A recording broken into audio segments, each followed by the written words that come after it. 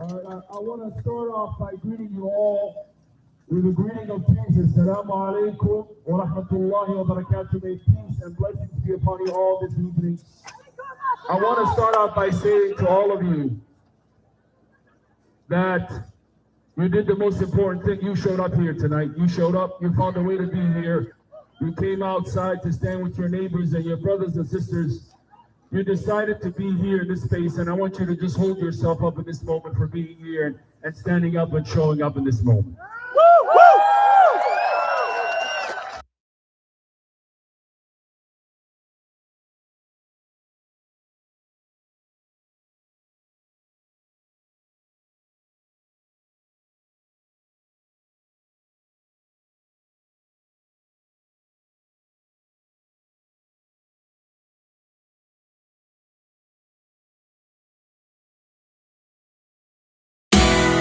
There's a Harbor Freight store in your neighborhood. And the thing about neighborhoods, they're not made of places. She was a Minnesotan like us. Are we going to let them say her name? She was a Minnesotan just like us. She didn't go out to get murdered, and they murdered her, and they took away a child from his mother. Say her name, Renee God. You murdered her. Say her name. Her name was Renee God. She was a mother. Come on, everybody. Say her name. Renee God.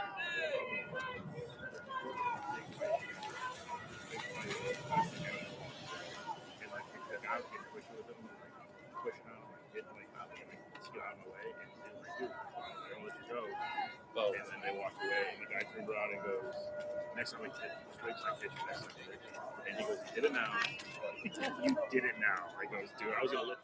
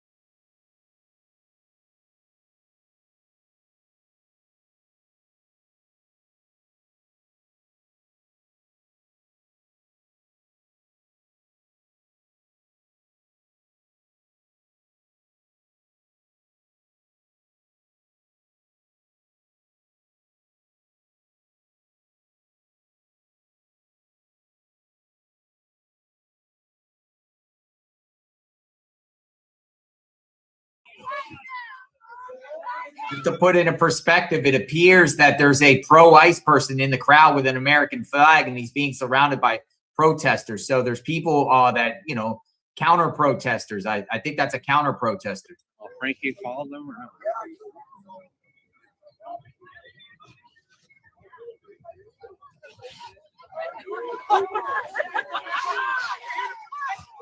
Guys, we have a counter protester here.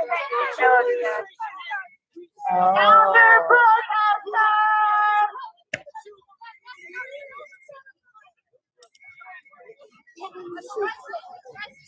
Throw ice. Elect the crowd, inspect the circuit.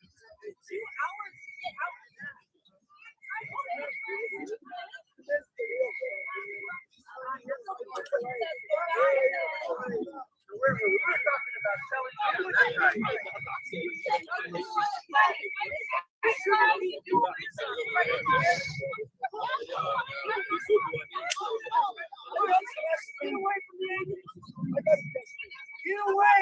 More agents! Why are you standing so close to the white supremacists? What happened yesterday?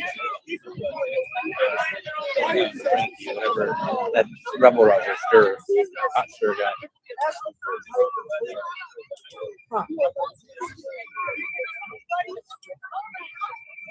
Frankie's letting Aaron know right now.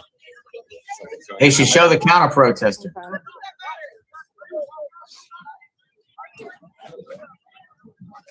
Okay.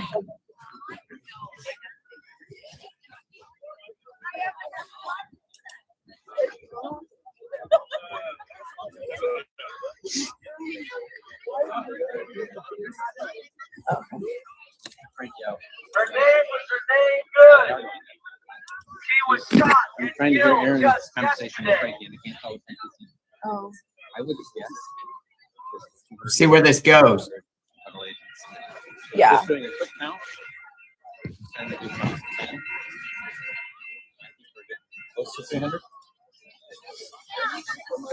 As for like, There's all these agents that are all milling around. Yeah. I'd say about 300. Let's talk and then about the Kelly Yu, another one of your victims. This side, under Kelly fled yeah. But then you have communist to China account, there's a lot of 30-some years media ago here too. because she was pregnant with a girl. And the one-child policy frowned on that. Rather than having an abortion, she came here. Okay. Yep, she overstayed her visa. By God, we better lock her up, right? 30 years she was here. She built a business, a family. She had a successful sushi restaurant in Phoenix, Arizona. As I was. you stand We there. all eat sushi, Yeah. right, guys? It's kind of nice. I don't know who left In this August for me, last but year. So I guess that's the end of her small business. I hope. That's the end of her American dream. We probably could have just given her a pass to stay here. But since Congress didn't do you a favor and figure their shit out for all of these decades, Even if we're in this situation we're at the where, yeah, strictly, if you want to just enforce, okay. all you can do is just run around and round people up. I gotta put my gloves on. And that makes you assholes. Don't be assholes. Let's have a functional immigration system. And if it isn't functional, then don't be a part of the problem. Better to let Kelly Yu have her fucking sushi restaurant in Arizona and her kids, the daughter that she came here to save, and just say, I think she's gonna do a report. What do we do, guys? It's the rules. You break the rules, you pay the consequence. How many of us ever broke a rule? ran into Imagine the consequence of your first Lutheran minister mistake that I met last is imprisonment September, without trial, Capitol. Yeah. arrest without a warrant, locked up in a private prison with no fucking phone call. Uh-huh. Then they're bringing a petition to the governor's office. This is the United States America. of America. Thank you. I thought we were better than this. But looking at the size of this crowd standing in front of me, I'm not Oh, sure. funny. Oh, funny. Across the street, waved at me. That's funny. Small world.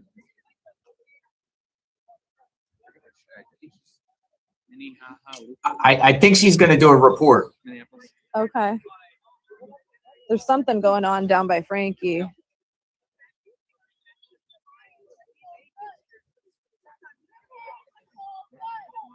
Sometimes things go wrong. Yes. That's a great euphemism for shot a woman in the head. Sometimes things go wrong.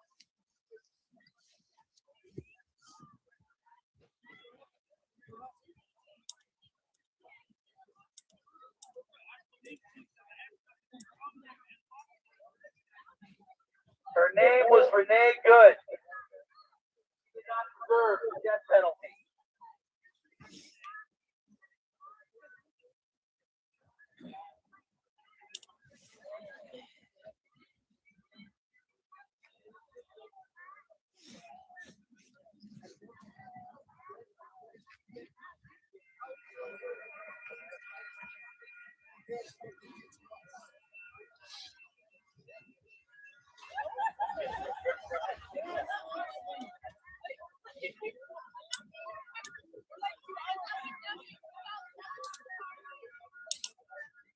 Let me go over here a minute. There's no volume on this, but there's something going on over here with a mob of people.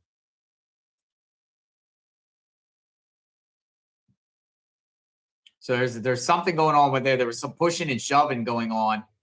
It appears this is where this counter protester, this pro-ICE protester, is in the mix, walking around with an American flag. Not this guy here with the American flag upside down, but there's another guy in that crowd there that has an American flag.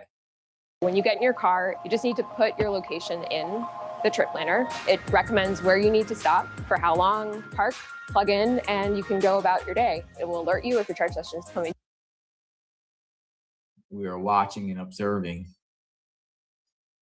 We're just to see things. We also got let me see. So this is outside a facility, Whipple facility in St. Paul. It's a federal facility here. It might be where the ICE does their staging grounds and operations. That's where law enforcement.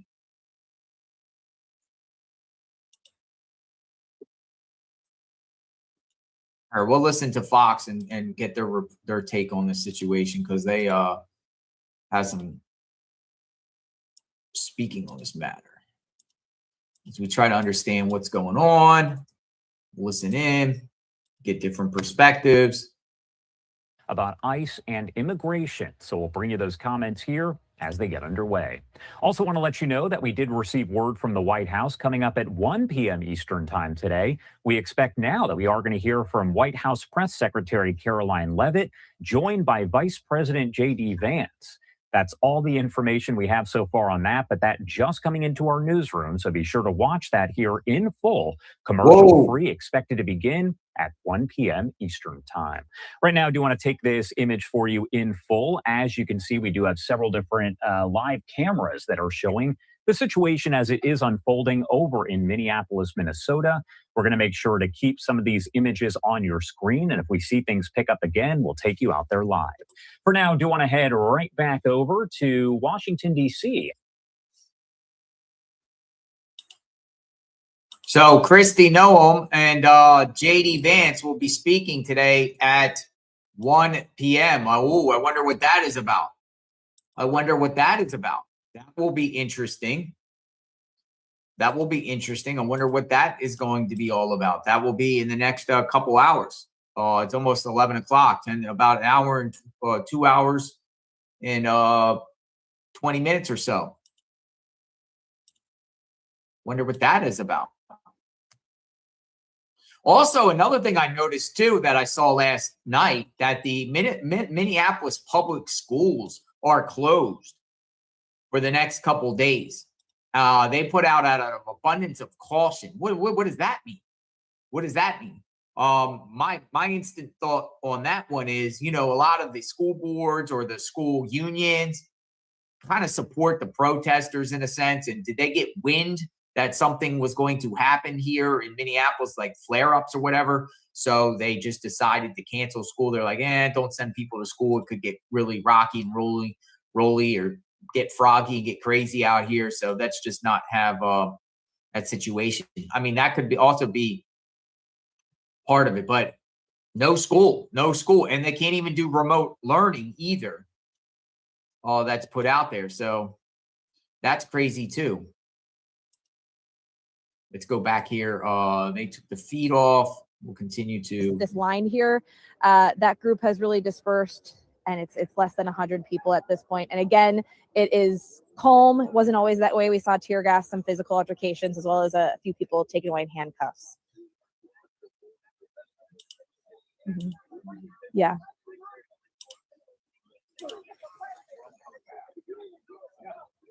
Thanks. Okay. Okay, sounds good. Did you hear that? Yep. Cool. Okay. Clear until unless something happens. Pretty good. Yeah, I just got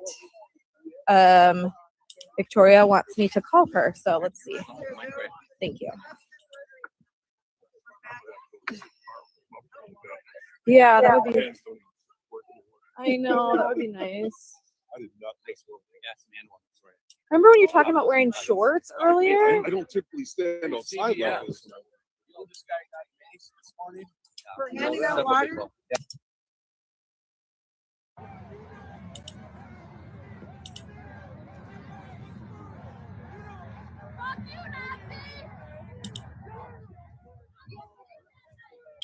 Don't know if this is still live, but this is being posted on Spanish media here of still like things going on. This could have been earlier though. Let me just go. I'm just going to keep this here for now until we see what's going on. Might as well stay on because we got about 20 minutes until. Yeah, I think this was earlier. This definitely looks like this was earlier.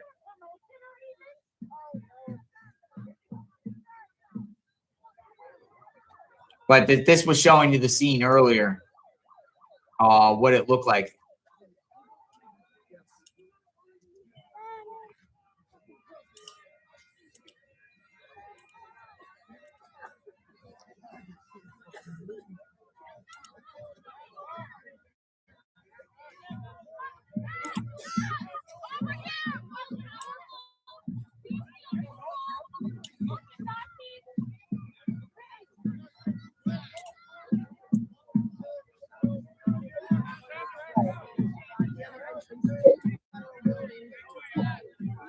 All right, so this was earlier, so I'm gonna go back to here and then mute it down as we wait about 20 minutes for a press conference. We'll just mute it down here and use this as a backdrop with the situation, folks. There's a lot going on in Minneapolis right now over the ICE shooting Nicole Good, aka Renee. Nicole Good Macklin. Macklin, she apparently has multiple children, involved with a business in Missouri with a partner, a domestic partner. I guess it would be her wife. So she was a lesbian. Apparently, there's some videos circulating that her wife put her up to do this, but she was like the lead person that would follow ICE agents around in her SUV, honk her horn, blow her whistle and whatnot, and follow around ICE. And afterward, there was some video out there of Renee's wife crying on the sidewalk, saying that's her fault. She got her there to do this. I think there was a dog there too. Report coming here. We know we don't want anyone else to die, protester says. Actions by federal officers outside the Bishop Henry Whipple Federal Building, Minneapolis area residents. They have to keep each other safe, demonstrators said. We want to keep our people safe. We want to keep everyone safe. We know we don't want anyone else to die here in Minneapolis. Beth Gendler, the executive director of the National Council of Jewish Women of Minnesota, told CNN's Ryan Young. So you have a president or a director, National Council of Jewish Women out there protesting. Gendler described the crowd Thursday as a huge crowd of Minnesotans saying that, you know what, get ICE out of our town. We're the ones who keep each other safe. And honestly, the longer we stay here, the longer that these guys are here, the less time they're spending in the streets detaining our neighbors. Oh, they got a strategy, huh?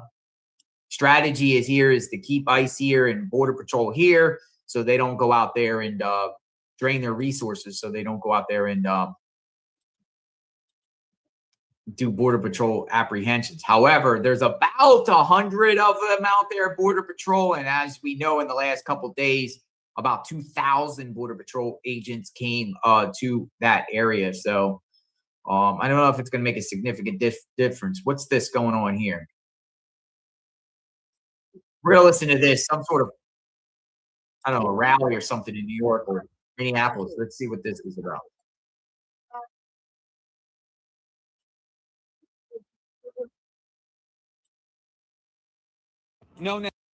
This is the Mercy Capital Court, powered by artificial intelligence. You're charged with the murder of your wife. That didn't hurt. Against all of us. The untimely death of a young woman at the hands of ICE agents who are simply trying to protect immigrant neighbors is a clear indication of the lawless behaviors that this federal government has been engaging in order to meet its arbitrary deportation agenda. It's also an indication of the type of violence that our communities and neighbors have been facing every single day since this administration has come in a little bit less than a year ago. New York is experiencing unprecedented levels of ICE arrests, with agents kidnapping community members from their families off the streets, from their workplaces, and even from mandatory immigration court hearings. Here at 26 Federal Plaza, we have seen them trick and trap people to come to court and then detain and disappear them on a daily basis this entire past year. With the system stacked against immigrant New Yorkers, we have to keep fighting to defeat Trump-appointed attorneys in immigration proceedings if they have access, and if they don't have access to representation, they will fail. And more families will be separated and more communities gutted. That's why we're here and saying New York State must invest $175 million and pass the Access to Representation and Build Act immediately. Yeah! That's what we need.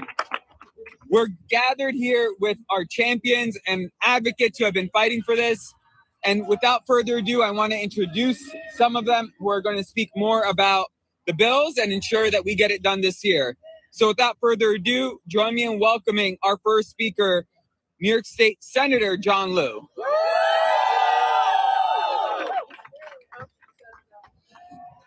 Well, I want to thank our deputy leader for deferring to me, letting me go first. It's not a bad thing to have the deputy leader, Mike Gianaris, with us, and he's completely with us, has been from the beginning. What we saw yesterday was an outrageous act. Americans all across the country are outraged.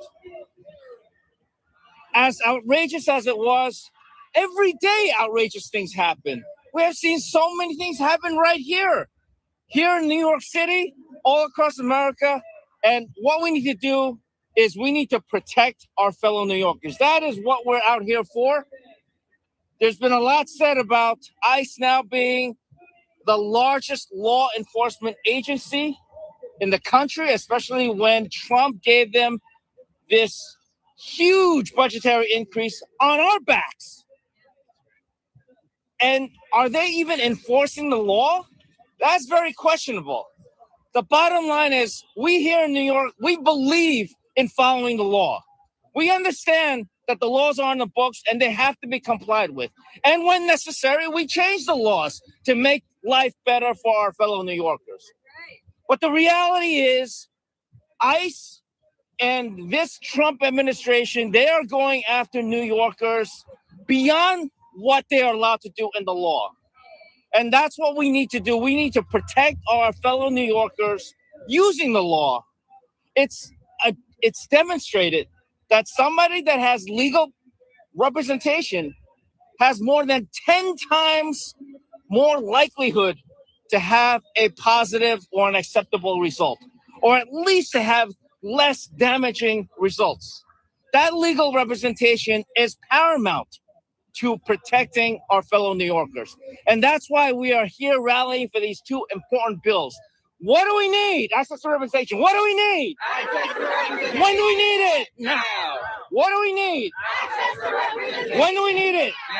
And we also have to build up that infrastructure so that this access to representation will be preserved, not just during this horrific administration, but for many years into the future. That's what we need to do to protect our fellow New Yorkers. People say New York is the international capital of the world. I've heard every elected official at all levels say that.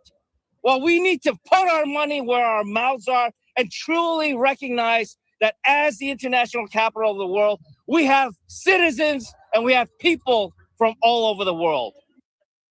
And what you were listening to there was from earlier on this morning. Wanted to bring you some of those opening remarks out of New York City, all about funding there for immigration legal services. Right now, as I mentioned, in just about 10 minutes, we expect that vote to take place on the War Powers Act on the Senate floor. That's, of course, the same time that we are going to hear from Department of Homeland Security Secretary Kristi Noem. We do have that live look right here. Again, that is where Kristi Noem will be speaking in just a matter of moments. But for now, I do want to head over to the Senate floor as discussion is taking place ahead of that War Powers Act, which would require congressional approval before U.S. military presence or activity there in or around Venezuela. Troops. And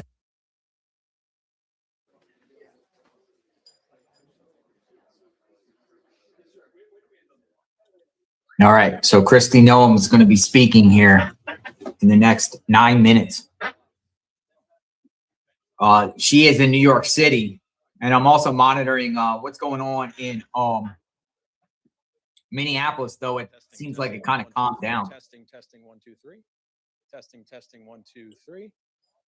Testing, 1, 2, 3. 1, 2, 3. Sounds kind of loud.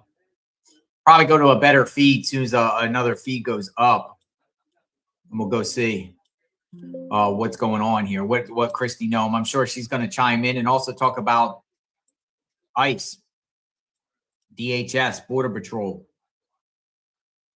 whole process there coming up at about in the next few minutes. I like the AP one. I'm going to put the AP up.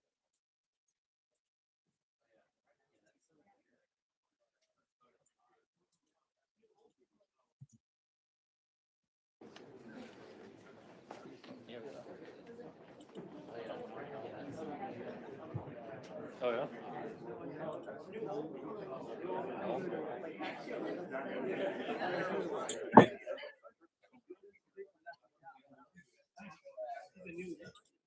Testing, 1, 2, 3. 1, 2, 3. 1, 2, 3. 1, 2, 3. Testing, 1, 2, 3. 1, 2, 3. Yeah.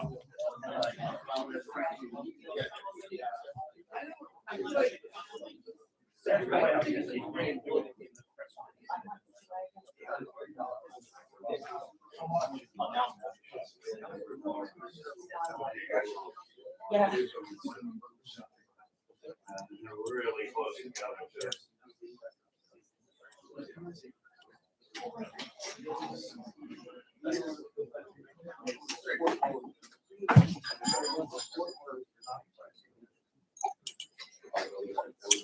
Welcome aboard, folks.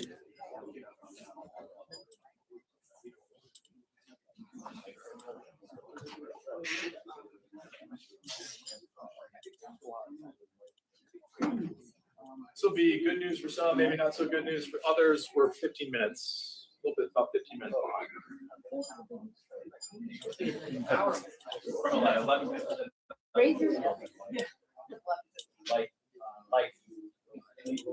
Yep. Testing, 1, 2, 3. Testing, 1, 2, 3. 1, 2, 3.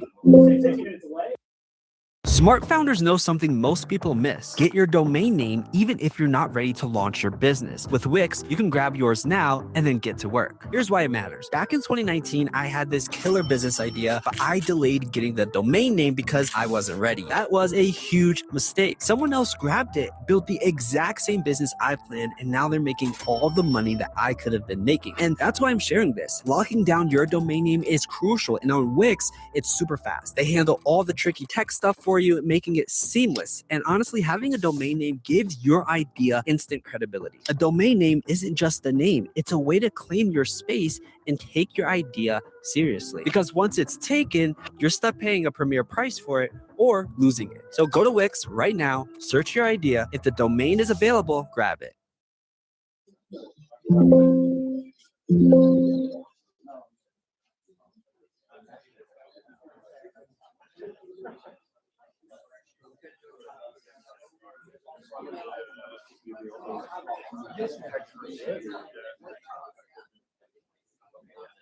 That's how everyone. That's a good question. This one,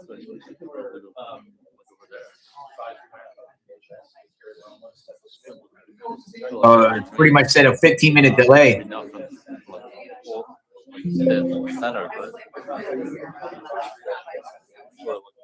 Turn it down some. Chaos in around the country, or is this not chaos?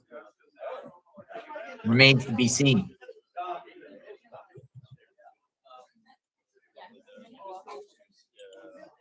You got Karoline, Leavitt, and JD Vance speaking at 1 p.m. today. That will be interesting.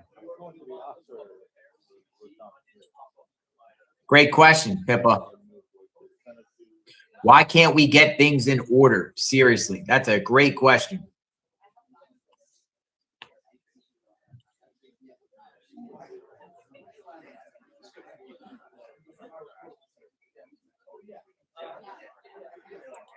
Said they were 12 and 14.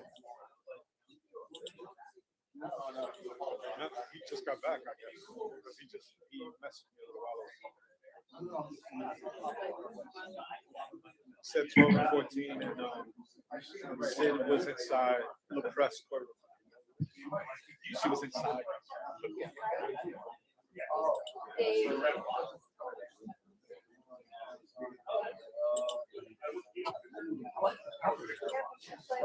No. He was saying it looked like two. He said it looked like two was inevitable. Yeah, by the time we get out of here, probably done.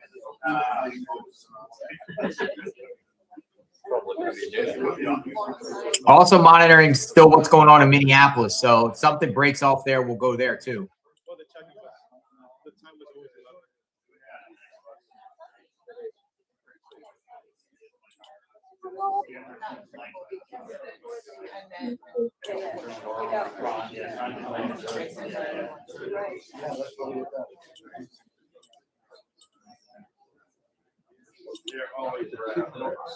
We're gonna do check one stool. Take one stool. We share it. Just need the second idea. I think that's the best way to go.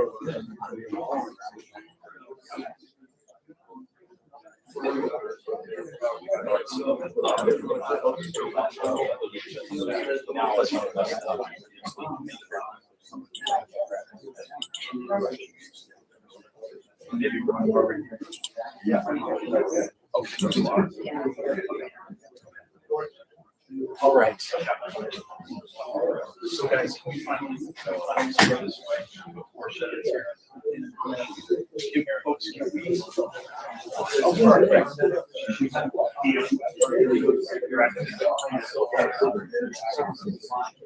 So what I want to do is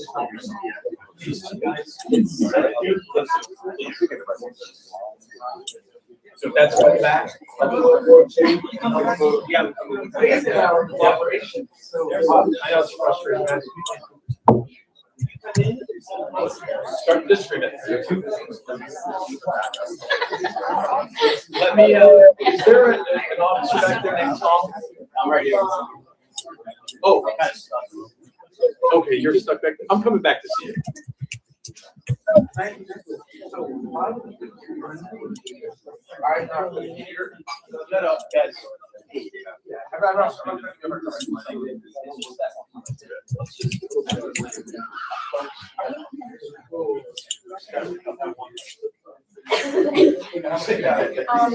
I'm not sure. These are, okay, they, yeah. So they have to do like a big kind of line.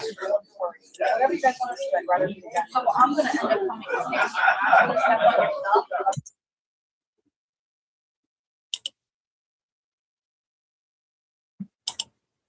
So this is a live look in New York City.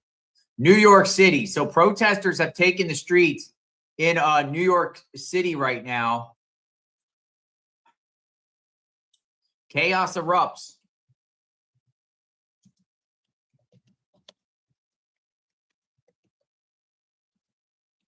We'll switch the banner here and keep this on for now. Chaos erupts, New York City. So it appears like they are blocking traffic. This has just popped up. So we'll monitor this situation here. I'll try to find out what's happening here. When we heard that one immigrant group that was having that press conference, I could hear people in the background. So I assumed that something was going on in New York City.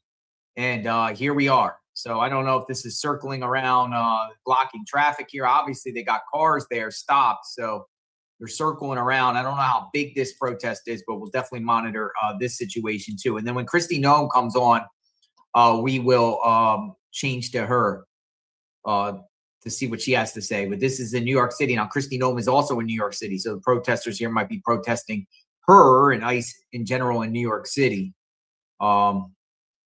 But this is a live look in New York City. So whew, crazy times, folks. Crazy times for real. Crazy times for real. Thank you, Pippa. Thank you, Mel Von Monkers, too. Thank you. I'm very grateful. As we cover what's going on, chaos erupts around the country. Protests start breaking out because of this shooting. But I think they just wanted that moment to try to have an opportunity here to get this type of momentum going, and they needed this, disaster for them to justify them taking the streets like this, because they have been protesting ICE, but it kind of calmed down a little bit after Chicago. It was a little bit crazy in Portland, and then it kind of just like went away for the last couple of months, and now boom, it's breaking back out. And I expect this weekend to be rocking and rolling. What are they doing? Where are they going? They're marching down the streets in New York City. I'll try to understand what's going on. New York City protest. They got the chopper up in the sky. New York. They're protesting in New York. Where are they going to go? Where are they going? What are they doing?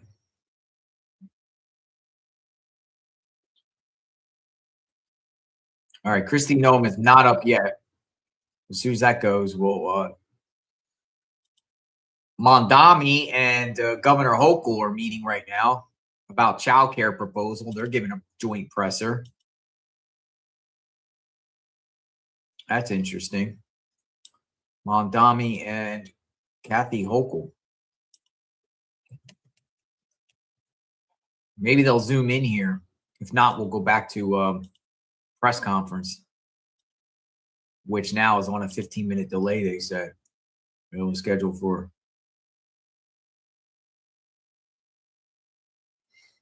11 o'clock Eastern. This is coming from NBC New York. New York protests continue after ICE agent fatally shoots woman in Minneapolis. So are they going around the federal building here? Is this Federal Plaza area? Is this Foley Square?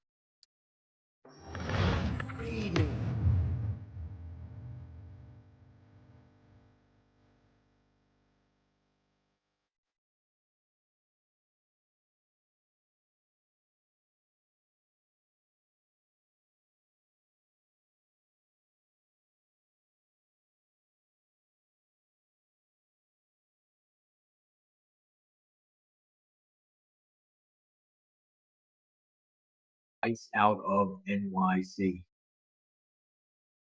ICE out of NYC, it says. That is the sign. ICE out of NYC.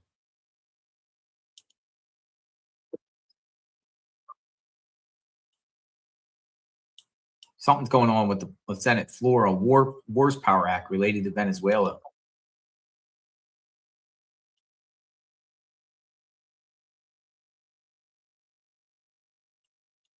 Monitoring that situation too. So a lot of things going on. A lot of things going on this morning. Tensions are very, very high. I think we're at a pivot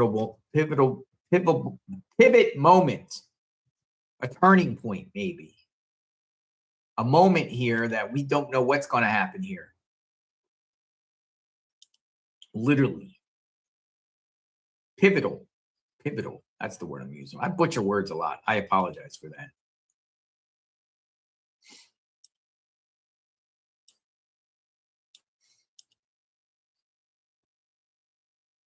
Earlier in Minneapolis, they're saying a counter protester was there trolling. Their CNN saying trolls.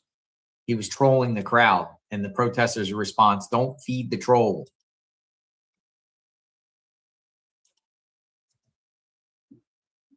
So New York City right now with this.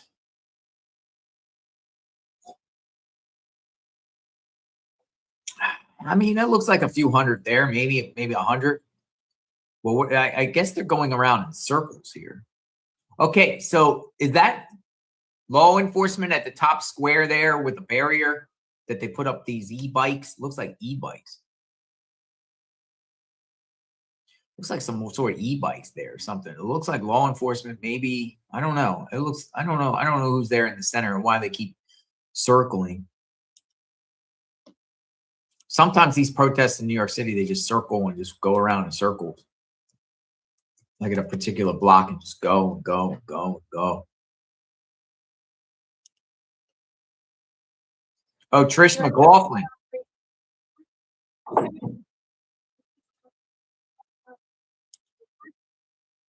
In charge, Ricky Patel. So we can get you that spelling and those titles, but we'll get started in just a few minutes. Thank you all for coming. Do you want to repeat it back? Okay. CBP Director, Field Operations, New York, Frank Russo. ERO Field Director, New York, Kenneth Janello. HSI Special Agent in Charge, Ricky Patel. Anything you need here again? Spelling, Frank Russo, R-U-S-S-O, Janello, G-E-N-A-L-O, Patel, P-A-T-E-L. All right, guys, thank you. Was that Trish McLaughlin, the deputy? It looked like Trish McLaughlin, right?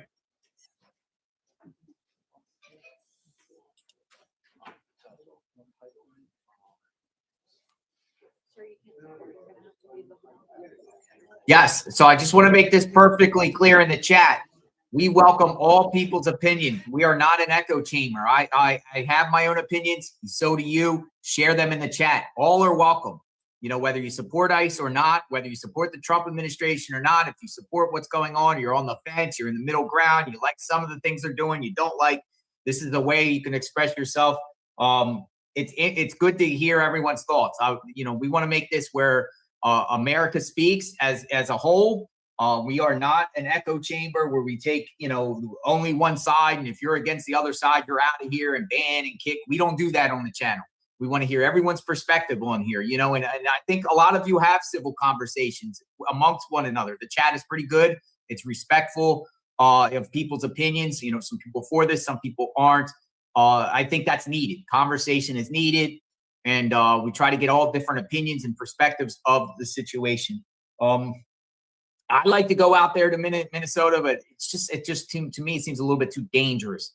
A little bit too dangerous in these you know, just this controversial topics, you know, and But we will try to understand what's going on, and we'll share it. You know, I have my opinions. I make it perfectly clear. I support ICE. I support immigration policies that's going on because we've been covering the topic on the southern border. But we will call out anything that's bad, anything that we see egregious and bad. You know, this situation is just, it could have been preventable, but it was a split-second situation. And, you know, the officer, as bad as it looks, but the officer, it was lawful. Unfortunately, it was lawful. It was. And, you know, I don't know what's going to happen with the state pursuing charges on the officer just to make a point. That's going to be interesting. But as far as federal, the officer has not been identified publicly, is not going to face any federal charges for what happened at all. We kind of know the drill, what's going on in the channel when NGOs and certain organizations go and confront ICE and blow whistles and follow them all day. We've been seeing it in Charlotte, been seeing it in Chicago, we've been seeing it in Los Angeles. So we know the drill. We really kind of know more deeper than you know, what mainstream media is putting out there. You know, she should have just stopped her vehicle, and she should have just, you know, got out and took the rest on the chin or whatever. She probably would have faced a citation or something very, very minor, or probably would have been detained and eventually let go, like a lot of them have too. You can't get your vehicle and, you know, when they're drawing guns on you and everything like that, try to, you know, drive off with law enforcement in front of you. You're going to get shot. You're going to get shot. And we don't know what she said to law enforcement either in the vehicle too. So all that might come out, it might not. They got the body cam footage. We shall see. Some people in the chat are saying ICE are murderers. ICE are murderers. People in the chat are saying ICE, the ones that murdered her, she's innocent. ICE murdered her. Again, we're just trying to show you what's going on in real time and share the situation. Let's put up the volume and wait for, it looks like a rack of federal officials with DHS will be coming to speak. And if the volume's low on this feed, we'll always switch the feed.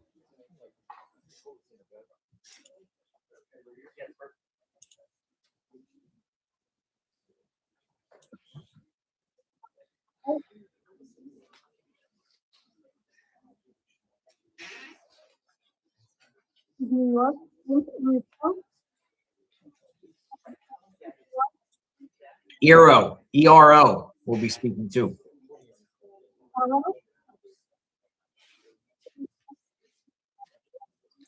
HSI special agent. My cell phone, so I thought I'd give you guys a reminder too. Who was that? Astute scholar with the suit and the little mustache. Pierre. An astute scholar, look like.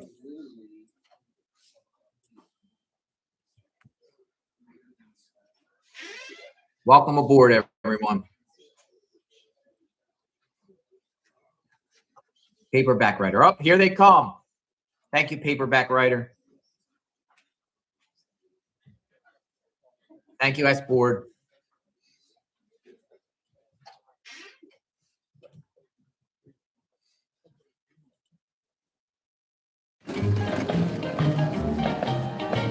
Well, baby, will you won't you I believe be my honey baby?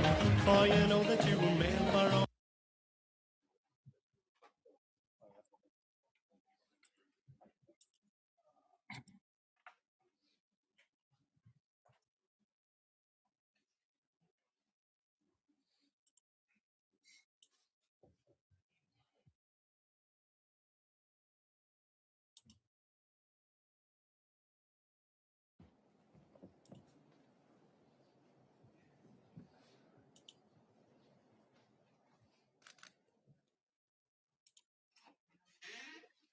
Here they come.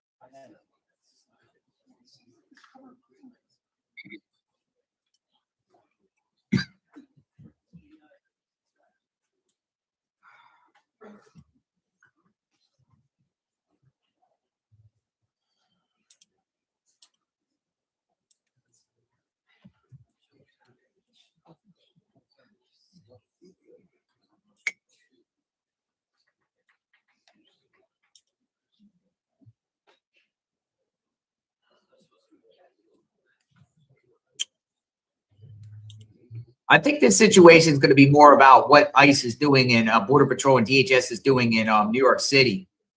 I think they're going to talk about these, criminals and that they're arresting.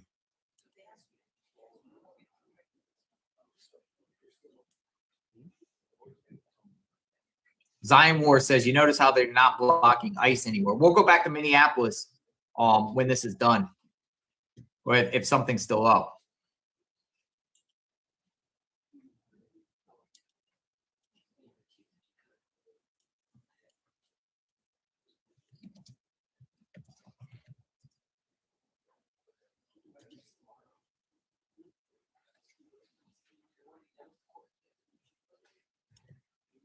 Now, they're also marching in the streets of New York, so we'll go to that too. We'll just listen to what they have to say here. It's 11:15. It should be started any minute.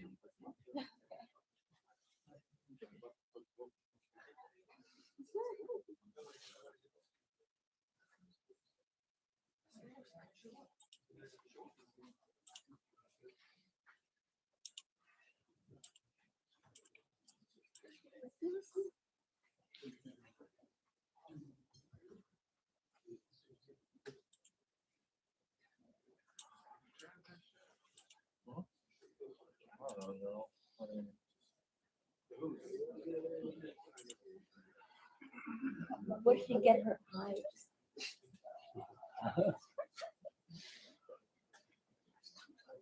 Yeah, I can barely see the door.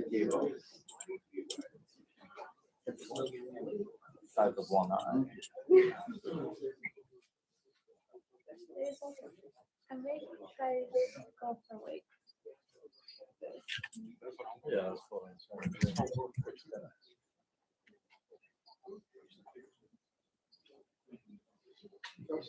But I feel like I'm gonna scrub the focus right now.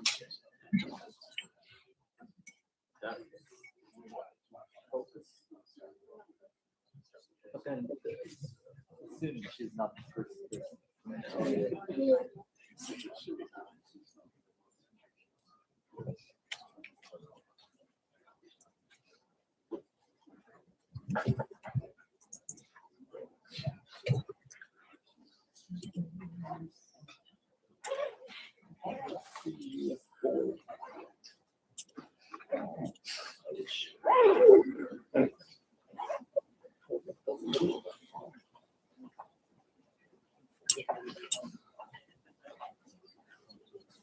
Now let's get it like from the side. Just like this. I think I'm definitely gonna scrub the glass. I don't know.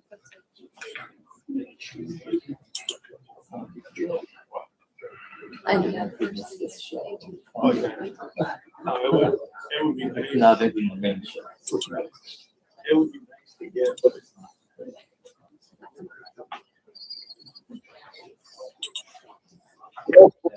Yeah, it's totally not. What are you trying to figure out? Just amusing myself.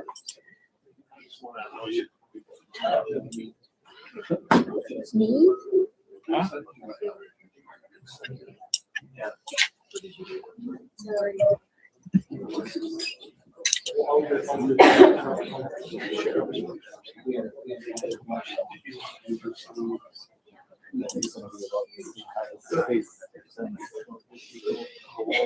Maybe wearing heels. That's what I'm saying.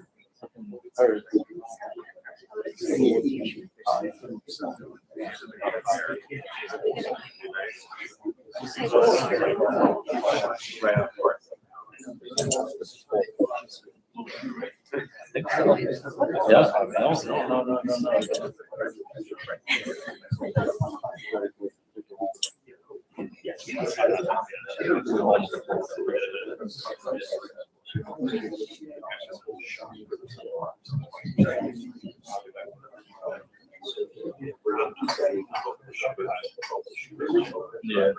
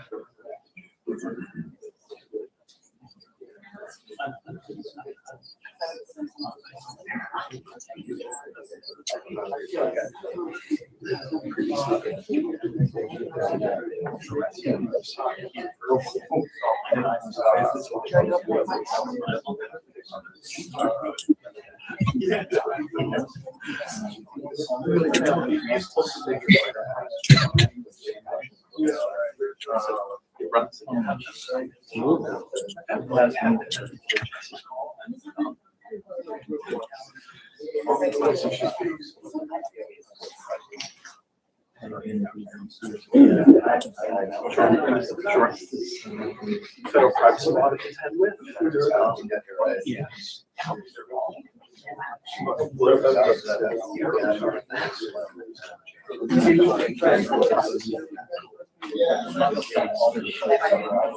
It might.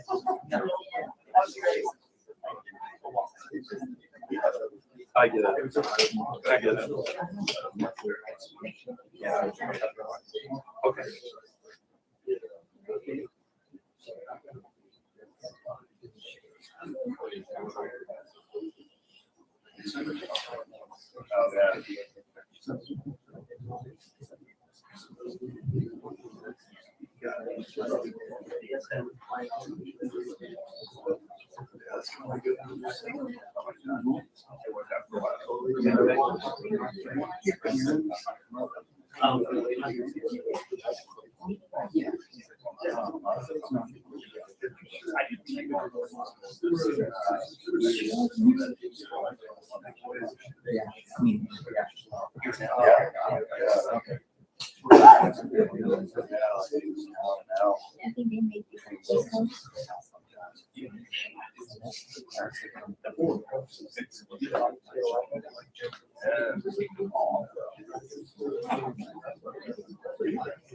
Yeah. Make sure everything. Oh, yes. Yes. Yes. Just yourself. At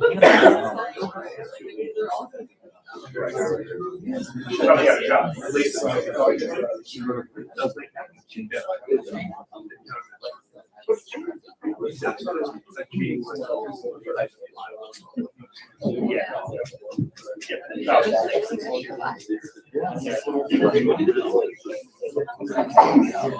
They're doing mass trains right now. Here.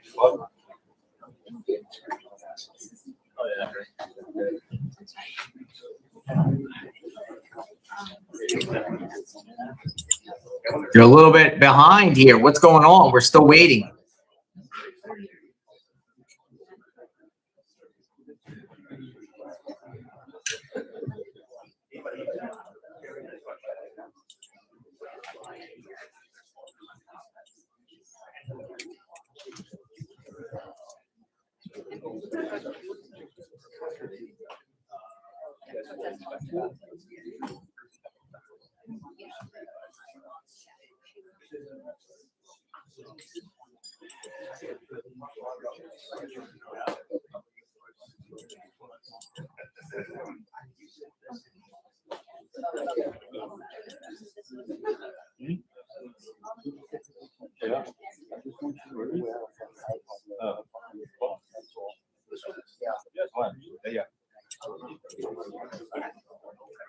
Also, I just want to say that in the next hour and a half, the Vice President of the United States is going to be speaking, and Karoline Leavitt, the press secretary. I'm sure it's going to be issues around the issue that happened, the tragedy situation that happened in Minnesota and other national security stuff, and maybe talk about Venezuela and who knows what else. So maybe they're trying to drag this out so then it can go right into that. Who knows? But we're on a delay here. We're at 25-minute delay here. Should be starting any minute. I mean, they're sitting there, standing there. They're just standing. The three people behind the podium. They've been standing like that now for 15 minutes.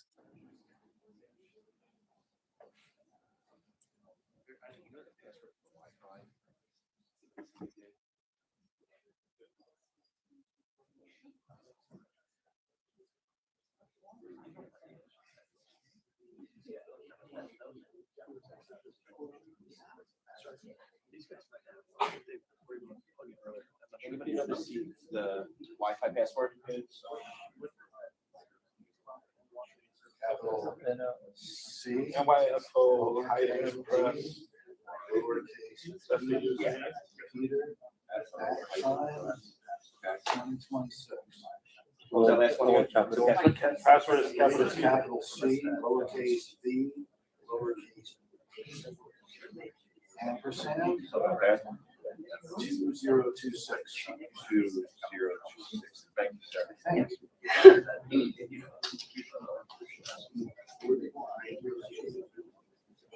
Constellation involved. Yeah.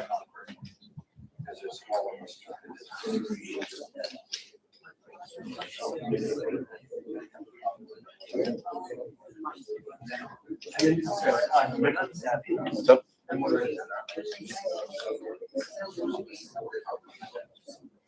Yeah, you can actually.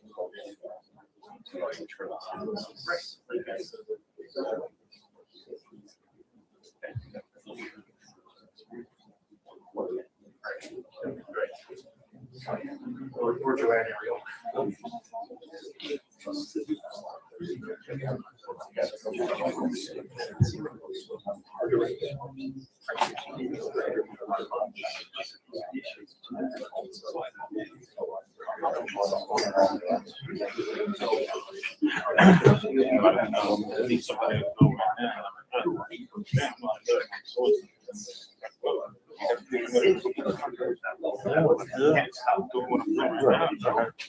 Well, where?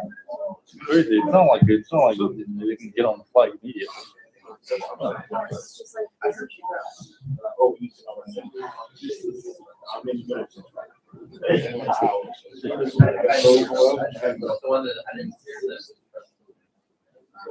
The one I just went out. Oh, did it have her name in it?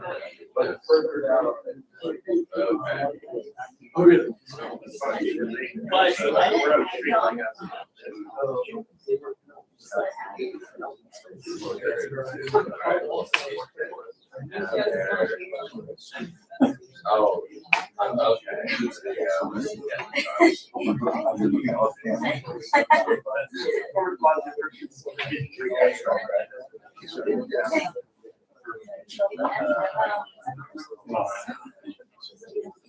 I hope you're not running out of battery. Yeah.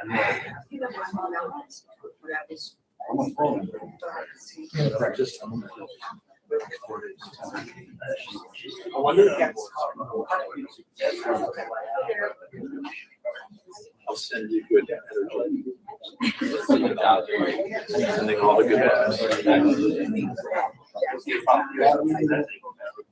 Yeah, actually a good thing. We're just waiting. Waiting and waiting and waiting and waiting. Yeah, there's gonna be secretary, she'll open this, followed by 3 of the senior executives from CBD, ERO, and HSI, and then it'll open up. But we kind of get an understanding of what the plans are going to be in New York.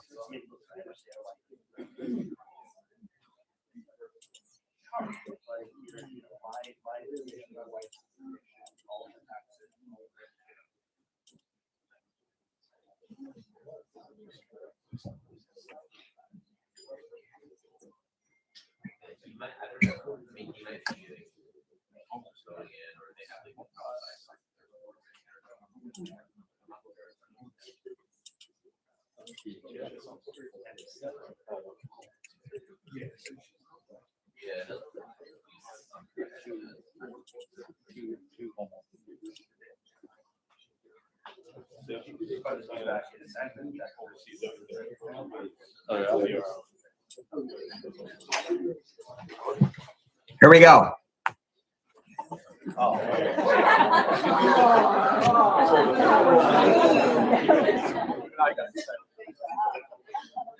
That was all that was her.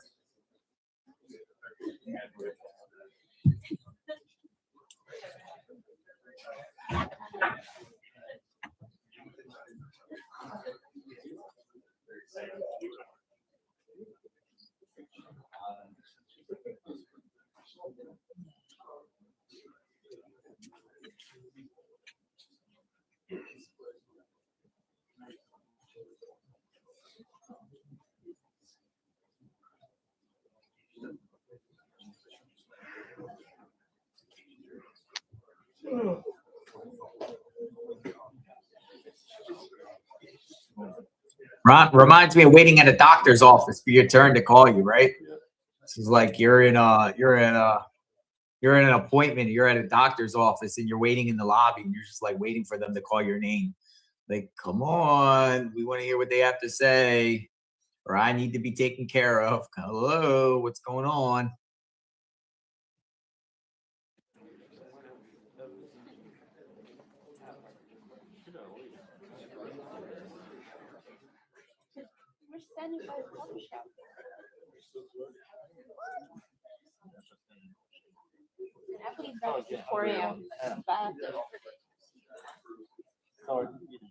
By the way, it just came out that Tim Walz will be speaking today too. Oh, we got all types of heavy hitters today. So we got JD Vance and the White House press secretary, 1 p.m., which in the next hour and a half, and then 12:30 p.m., they're saying that Tim Walz, the governor of Minnesota, 12:30 p.m. Central, which would be 1:30 Eastern, Tim Walz will be speaking from with the Department of Public Safety Commissioner Bob Jacobson.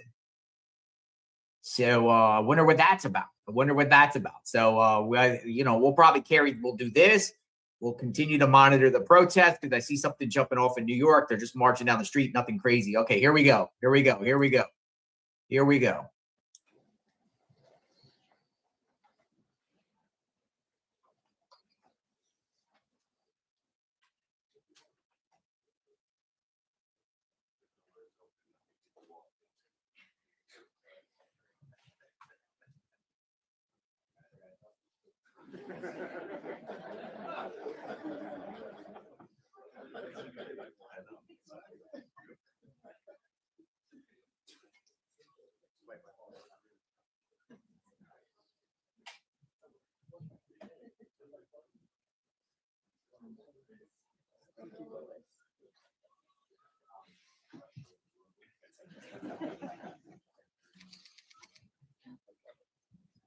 Good morning, everyone. Thank you for being here. I'm Christy Nome, the Secretary of the Department of Homeland Security.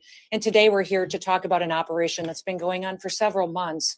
In fact, after an incident happened here in New York City that brought us to a point where we recognized that we had to work together in order to bring illegal criminal aliens to justice. Nearly 6 months ago, 2 criminal illegal aliens attacked an off-duty Customs and Border Protection agent and his friend while they were sitting on a rock in a park after hours, enjoying the evening together.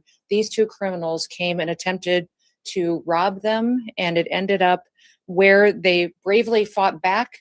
This officer defended himself and his friend, but not before being shot in the face and in the arm by one of these criminals. Immediately after, the men and women of the Homeland Security investigations worked with NYPD, leading to the arrest of that gunman in just 2 hours.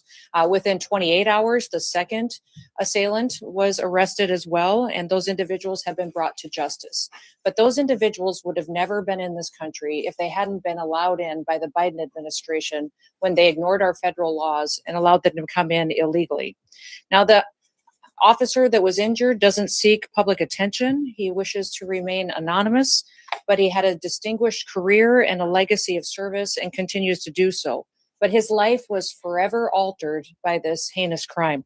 His attackers never should have been in this country, and they've been protected and were protected up until that point by sanctuary city policies. In fact, they had long criminal rap sheets and were released by the Biden administration and continued to be released by leaders in this city to perpetuate crimes against the citizens that live here. During our investigation, we learned that these scumbags were affiliated with the transnational criminal organization, the notorious Trinitaris gang in New York. We began to target every single last person that is affiliated with them and recognized that they needed to be brought to justice. The American people deserve dignity, they deserve justice, and we deliver both. So we launched Operation Salvo here in New York City. Operation Salvo was a cooperation of the resources of CBP, HSI, ERO, and also the federal prosecutors from the Southern District of New York. The New York County District Attorney's Office also participated in this operation. We've arrested 54 individuals as a part of Operation Salvo since its inception just a few months ago. Those arrested are violent transnational gang members and affiliates associated with Trinitarios who are responsible for weapons trafficking, for human smuggling, for narcotics distribution, and for armed robberies. They had perpetuated previous violent attacks across the city of New York City. We have already removed not only many of these individuals that we have arrested, but over 60% of them have been returned back to their home countries to face justice for their crimes there as well. These arrests and these removals represent a significant blow to the criminal network that has been terrorizing communities and right here in New York City. This is the Mercy Capital Court, powered by artificial intelligence. Detective Raven, you're charged with the murder of your wife. And to the United States is that President Trump and his law enforcement officers that are entrusted to protect the American people will every day continue to keep America safe. Operation Salvo is just the beginning of a broader and a much more sustained effort to go after not only transnational criminal organizations and networks, but also illegal criminal aliens throughout the country. We are on offense. The Trump administration is using every single tool that we have to protect the American people. Sanctuary policies, whether they're here in New York City, whether they're in California, Illinois, or Minneapolis, if you are a criminal illegal alien, we are coming to get you. We will arrest you. We will bring justice, and we will also bring safety to the American people. We are warning anyone, if you think you can harm an individual, a citizen of the United States, or a law enforcement officer, we will find you and bring you to justice. If you lay a finger on one of our officers, we will catch you, we will prosecute you, and you will feel the full extent of the law. In every single thing the Trump administration does, we put the American people first. Operation Salvo has proven that by taking 54 dangerous individuals off of our streets and protecting the people who live here in this city. Now, also thanks to President Trump, we have 2.6 million people who have left our country who shouldn't have been here in the first place. They were here illegally, and over 650,000 of them were arrested, detained, and deported back to their home countries. 2 million of them left voluntarily, recognizing this was their opportunity to go home and come back someday the right way so they have a chance to enjoy the American dream. If, of course, doing these operations requires brave citizens that are willing to serve their country, and we're excited by the amount of people who want to join the Department of Homeland Security in their efforts to protect the American people. And tomorrow is Law Enforcement Day, so I'd like to encourage all of you that when you see a CBP officer, an ICE officer, anyone serving in federal, state, or local who are pledging their lives and taking an oath to protect their communities and their country and the people that live there, that you thank them. Do something nice for them. Buy them lunch, give their families some support, and thank them for their service and their dedication to freedom and to liberty and enjoying the opportunity to sleep peacefully in our beds at night. Now, I'm pleased that I get to introduce several other speakers that'll come up and share information on this operation with you. The first one is going to be Director Frank Russo will address and talk about some of the specifics of this operation. Thank you, Madam Secretary. Good morning, everyone. Thank you for joining us today. Madam Secretary, we can't thank you enough for being here today. Your humanity, your compassion was evident to us the minute our officer got shot. You visiting him in the hospital, checking up on him every so often was really a clear indication of your care for our officer, and really inspired us to come up with this operation. I'm sure that the success of this operation is a direct result of your care, so thank you for that. I want to get something across to you all in a clear message. New York City is a safer city because we did not allow this attack, this vicious attack on our officer, to go unanswered and unpunished, because Operation Salvo delivered clear, real, and measured results. Now, the best thing about this operation is that it was done the way law enforcement loves to do it: quietly, discreetly, behind the scenes, often under the cover of darkness. And what that did was it allowed our officers and agents to go out there, to conduct surveillance, to do intel gathering operations, and to arrest these individuals without any interruptions and without any impact to civilians. That's the way it's supposed to be done. And that's the way we kept New York City safe. 6 months ago, our officer was enjoying a Saturday night in the park. And when he was attacked, it was an attack on all of us. And we realized we had to restore public safety and the rule of law. Our mission is clear at CBP. Our mission is to protect the homeland, safeguard the borders, and endure economic prosperity. But this mission was more narrowly focused. This mission was about protecting the citizens of New York and ridding ourselves of these horrible individuals. Now, we came up with the name Salvo because the name means a lot to us. Salvo, first and foremost, the term our officer received salvation that night. By the grace of God and because of the incredible support from the NYPD under leadership of Commissioner Tisch and her team, who was out there picking up our officer and bringing him to a hospital. So we thank the NYPD for that. Salvo also references a term of simultaneous discharge of guns in battle. And that's what happened that night to our officer. And he was so courageous and getting shot in the wrist and in the face and still firing back. He's a hero to us, and he inspires us each and every day. And finally, we felt the need as a premier law enforcement agency with our partners to unleash a salvo of justice. And so by using intel-driven operations, data-driven targeting capabilities that are second to none, we went after individuals who are illegally here and many who have criminal records. It was an incredible operation done by working with our partners, realizing that these individuals were affiliated to the Trinitarios gang. And when we realized that, then we did what CBP and our partners do best: get at the root cause of the problem, go after these transnational criminal organizations by getting at their networks. And each and every day we would pick off one or two. And with our partners, with ICE, with ERO, with HSI, we used our mapping techniques, looking at individuals with criminal records, arrest warrants, removal orders, and again, picking them off one by one. We could not have done it without them, and it was an amazing success. We looked at businesses, residences, and community hubs that were harboring these individuals. The results speak for themselves. More than 50 arrests as a result of our efforts, all because of the partnership and the work that we did together. It was truly remarkable and a sign that we will not sit on the sidelines. We will always be there to protect this city.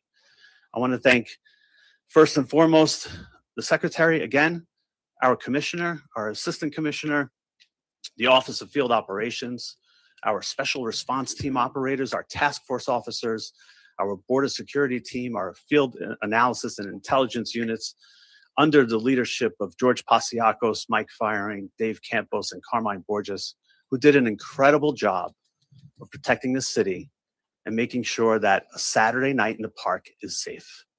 Thank you, everybody, for being here. I'm now going to turn it over to ICRO Director Ken Gianello. Thank you.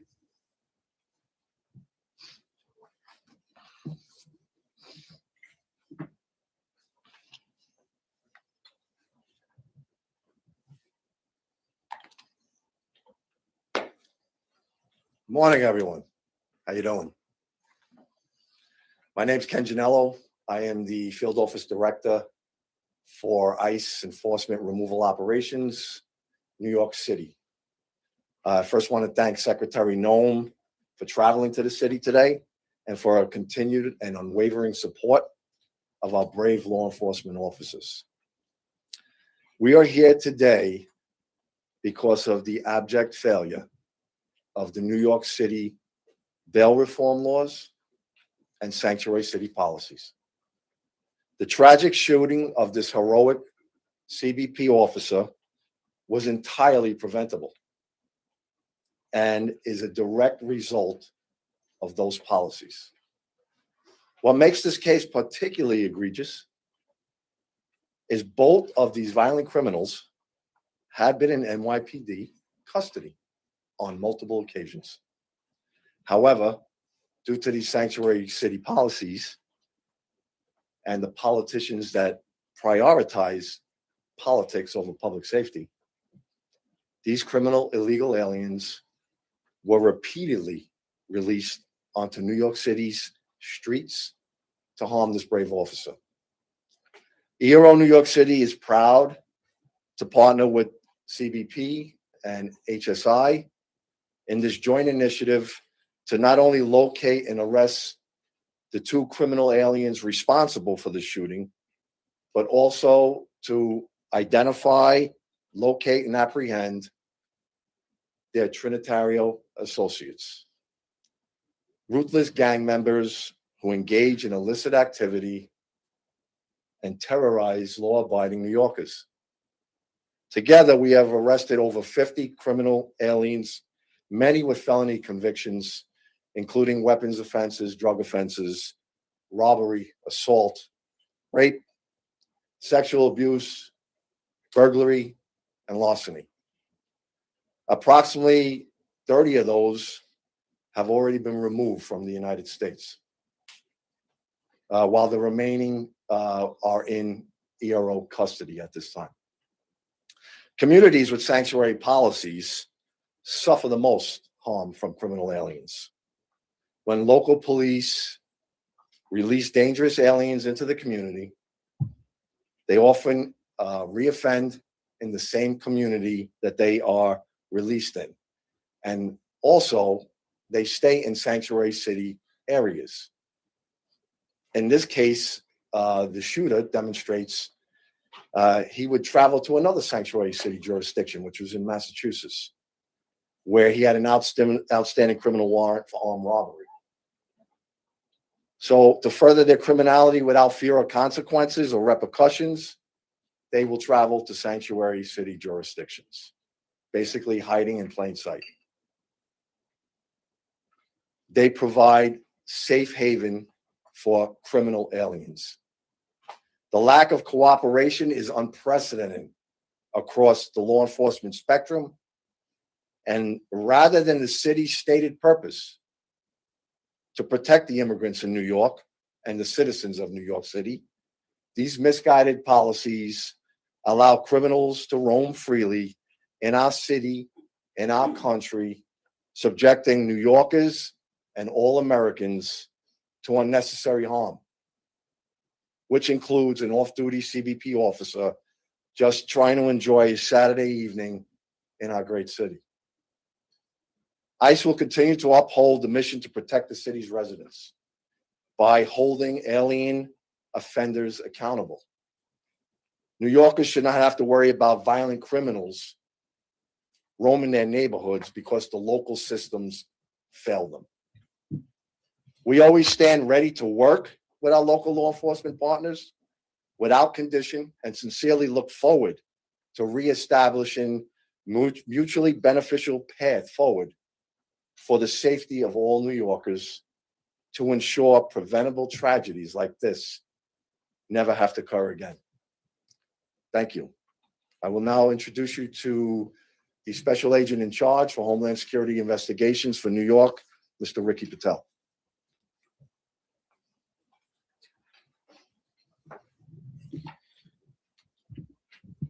Thank you, Madam Secretary. Thank you, Frank. Thank you, Ken. Good morning. As you just heard, my name is Ricky Patel. I'm the Special Agent in Charge for Homeland Security Investigations, HSI, here in New York City. It is an honor to join my esteemed colleagues today to say, when our partners call, we answer. No hesitation, no delay. That's the commitment HSI New York brings to every threat against our law enforcement family and to our great city. From the very first moments following the July shooting of our CBP partner, HSI agents alongside local, state, and federal counterparts worked relentlessly, day and night, to track those responsible. HSI personnel, in coordination with our local partners, apprehended the accused gunman within 2 hours of the shooting. We swiftly identified his alleged accomplice, whom we arrested shortly thereafter. In the days, weeks, and months that followed, together with law enforcement, we pursued every known associate of this violent migrant gang crew. We poured over every piece of evidence, followed every lead, and made it clear an attack on one of us is an attack on all of us. Our unity is our strength, and we will never let criminals divide us. Our investigation led to the capture of individuals tied to violent transnational gangs, including associates of the Trinitarios gang that are responsible for weapons trafficking, human smuggling, narcotics distribution, armed robberies, and repeated violent attacks across the Big Apple. Their arrests deliver a major blow to criminal networks that have preyed on our New York City neighborhoods for far too long. This was only possible because of the unwielding and Southern District of New York, the Manhattan District's Attorney's Office, and the law enforcement partners from all levels. Investigative methods and interviews were conducted. We identified additional conspirators and expanded our reach. I am proud to say that the main targets and dozens of their associates have been taken off of our streets. But our work isn't finished. We will continue to leverage every resource, whether it's local, state, or federal, to root out anyone connected to this conspiracy and this violent gang. Leadership and teamwork remain the backbone of our success. HSI's mission is clear: protect public safety and national security by investigating and arresting the most dangerous criminal elements from our communities. Every day, we use our broad authorities to enforce hundreds of federal laws, targeting transnational criminal organizations from every angle. We will not rest. We will not back down. HSI New York will continue to disrupt and dismantle criminal networks, ensuring our city and our country remain safe. Thank you, and I now turn it back over to Secretary Noem. Well, thank you, Ricky and Frank and Ken, for all of your hard work that you do every day here in New York City, but also for the rest of our country. With that, we'll open it up to any questions that you may have. Of the 54 people, how many had pending charges or criminal convictions? And I'm wondering, ICE's own data in New York City shows that over the last year, between January and October, 70% of the arrests that ICE did in New York City had no criminal convictions or pending charges. Should New Yorkers expect that trend to change? That's higher than the nationwide average. If you look across the nationwide average, we have 70% of the individuals that we've arrested and detained have criminal convictions or charges against them, So either in this country or other. have no criminal charges. So should that trend continue? We're continuing to do our work to bring those criminal illegal aliens to justice. And ICE will continue to get up every day and do what they can to protect New York City. I can have Frank or Ken speak to if you know how many criminal convictions of the 54 had previous to this arrest that they had. I don't know if you have those data points with you. We can get those for you, though. Exactly. The vast majority of them, though, have criminal charges against them or convictions against them as well. Yes. Where were the 54 people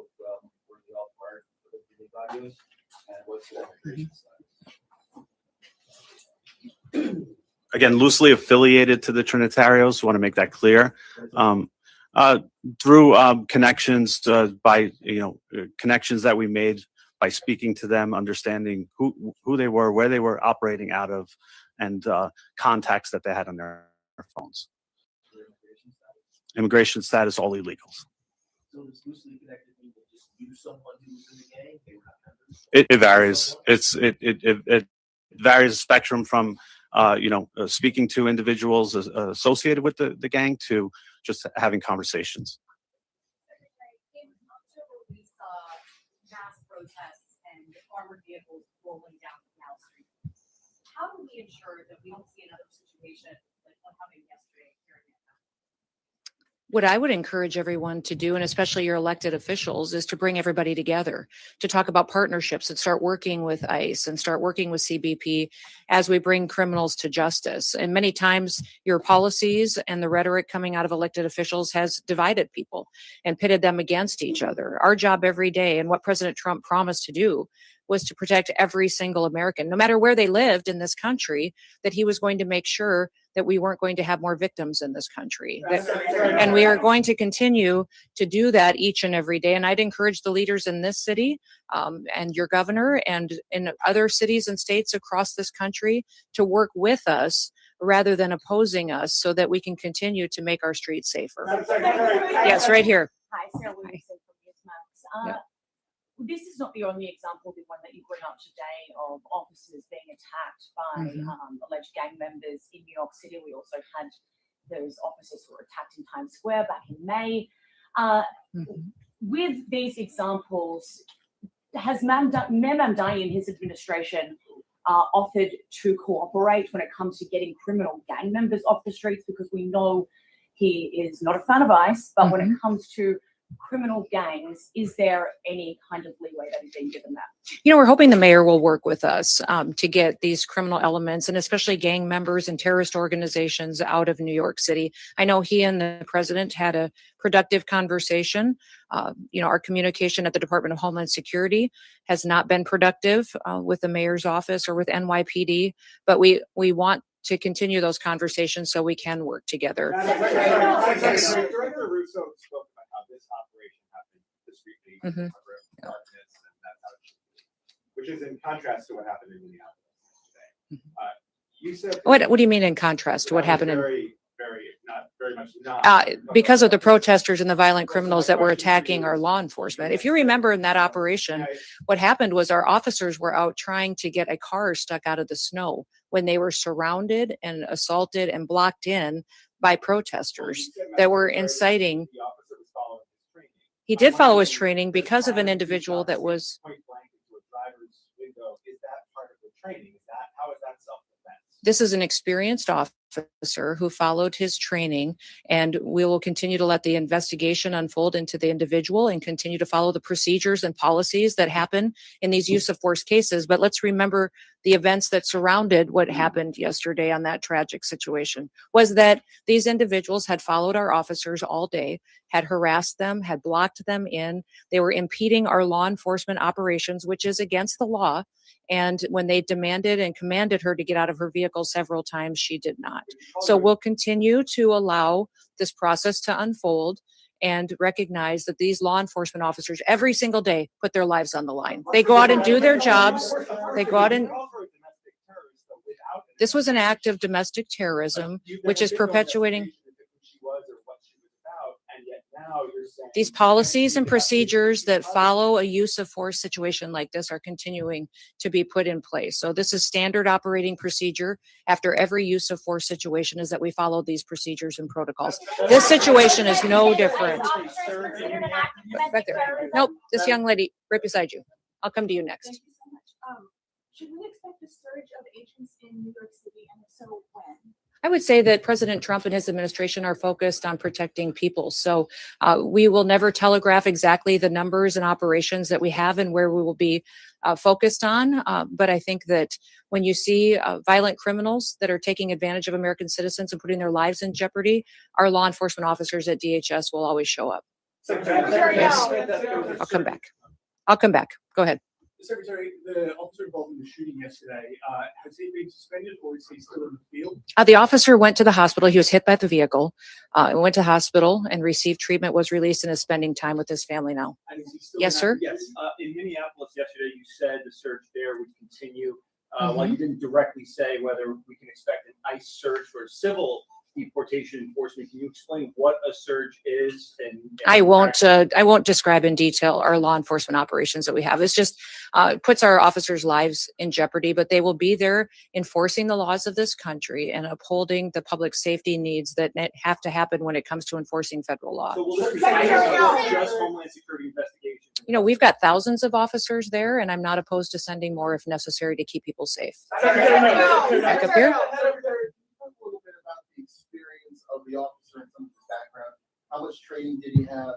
How much training in these types of situations did he have, even if he's from the region? Yeah, I'm not going to get specific to this officer, but he's an experienced officer that has served a number of years, and we recognize that he acted according to his training, and we have expected all the policies and procedures of review will be exactly that he acted appropriately to protect his life and the life of his colleagues and fellow law enforcement officers that were there and people that were surrounding. Yes. I'd like to get your reaction on some of the rhetoric here in Mhm. New York City. Mayor Sotomayor responded to the shooting yesterday, saying that this is only the latest horror in a year full of cruelty. He called it an attack on us all, and that New York stands with immigrants today and every day. Also, council members last night at the protest called this fascism. The New York City public advocate, Jumaane Williams, said that your administration is, quote, doing the devil's work, and he asked New York City to stand up and show up, quote, it's going to be difficult and there are going to be casualties. And the last comment that was made last night at the protest was from New York State Representative Alex Boros, also a Democrat. Quote, not only was the ICE agent's hand on the gun, but Secretary Noem's hand was on the gun. President Trump's hand was on the gun. What is your response to New York Democratic leaders, those particular comments, and the protesters that are outside? I would say those comments are why we're standing where we are today. That kind of language and that kind of provocative talk, inciting people to take action and perpetuate violence in some cases, is unacceptable, and especially of elected leaders. We have a responsibility to state the facts, to go out and enforce the law. Your mayor just said in that statement that he was going to stand with illegal people who have broken our law before he's going to put New York City citizens first. His job and why he was elected was to protect the people who live here, that had the opportunity to vote for him and have the opportunity to live in this city. They pay their taxes, they go to work every day. And instead, the mayor in that statement chose to stand with illegals instead of those individuals who just want the chance to raise their families in New York City and have a part of the American dream. Secretary, Yes. minutes ago, the head of the state investigation agency said that they could cut out of the investigation the fatal shooting in Minneapolis. Can you explain that reversal? I'd like to know where they've been and why they're not out on the streets investigating all of these people that are harassing and inciting violence on law enforcement officers right now. They're allowing the situation to be volatile. They're not doing their work. They haven't for years, and maybe they should get to work a little bit on the unprecedented fraud that we've seen in Minnesota and in Minneapolis by people that stole from American citizens and diverted funds away from vulnerable people and programs and services that they needed and put it into their own pockets. Minnesota is a train wreck. It is corrupt, and it was under the leadership of Governor Walz and this mayor that they allowed it to happen, and they let criminals and illegals and people abuse programs and steal the money, and now they're allowing violence to go forward on the streets as well. This also applies to the Minneapolis Police Department, county sheriffs, the federal authorities at this point, they don't want. I won't put a blanket statement out like those other individuals will. What I would say is I welcome them to come and help us. Come help us make sure that the streets are safe, that laws are enforced, and that we can do the right thing to make sure that American citizens come first. Yes, sir. They have not been cut out. They don't have any jurisdiction in this investigation. Yes, go ahead. I'm going to speak to this individual right here. Yes. Mhm. How do you respond to Americans who have been listening to your comments Mhm. that this was an act of domestic terrorism, Mhm. that the officer was hit by Anytime a you vehicle, take say that something- it is in direct contradiction to what they are seeing, watching in the multiple angles that have been released. What I would- 24 hours. This vehicle was used to hit this officer. It was used as a weapon, and the officer feels as though his life was in jeopardy. It was used to perpetuate a violent act that this officer took action to protect himself and to protect his fellow law enforcement officers. So we'll let this continue to go forward and follow the same policies and procedures that every use of force situation does. But we've had almost over 100 times that these vehicles have been used to ram law enforcement officers and to do damage and to harm them. When you take an action and use a weapon to harm someone and to incite violence against them and try to cause them injury or death, then it needs to be labeled exactly what it was. Do you believe the use of force in this instance was commensurate with the actions of that vehicle and the driver? I would say that when these individuals use their vehicles to try to ram our law enforcement and to put their lives in jeopardy, that law enforcement officer has to make a decision to protect his life and the individuals around him as well. Yes. Comments yesterday that we should wait for an investigation before determining, as you have, that in this incident it was self-defense and that he felt that it might be. I didn't see those comments, but from what I understand, he also put out a statement later as well. So I'll let Tom speak to that. But all of us are on the same page in the fact that this law enforcement officer followed his training and that he defended and acted in defense of his life and those around him. Secretary Noem, Yes. hi, Darla Miles, ABC7 New York. 2 quick questions. First, you said these protesters had been following the ICE agents. Do you have a little bit more of a timeline and can you share with us some of those other initial encounters prior to the fatal shooting? And then secondly, can you speak to the closure of the ICE office at Rikers by Mayor Mamdani? There will be more details coming out as this goes forward in the coming days, and I'll talk more about that closure in the future. Is there Yep. anything else? So can you say if there was how many times that they had been threatened, like how many other times they? It had been ongoing throughout the day. Yes. Thank you, Madam Secretary.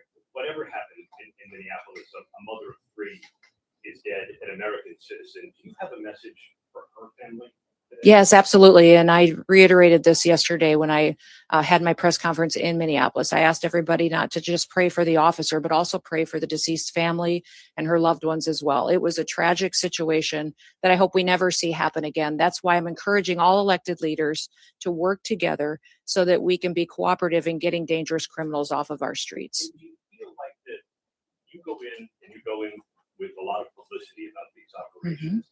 Do you feel like that needs to be revisited so that maybe you go in a little more covertly, or do you need to change the approach at all? I would say that we have all different kinds of law enforcement operations ongoing with the department at all times. We don't telegraph what they are, the details or specifics, or where we're going to be operating.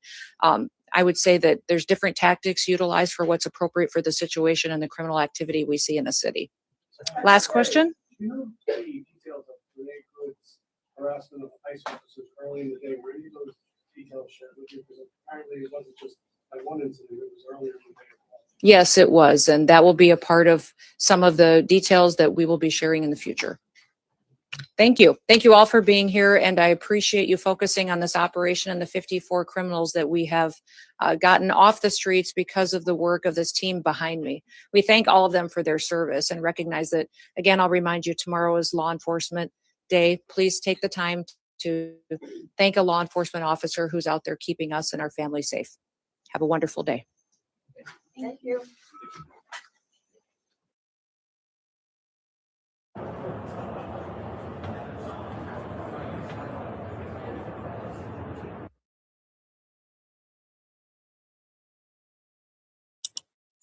All right, so things are still going on outside Minnesota here. Reversed it back about 10 minutes or so. Christy Noem talking about operations, kind of chimed in. Operation Salvo. What's all that about? What's about Operation Salvo? They showed the stock market for a second. It was like up 300 points. Interesting. So we got a couple of things happening, folks. One, this it seems like it might be this new staging ground. This appears to be outside the federal building in St. Paul, where ICE does enforcement here.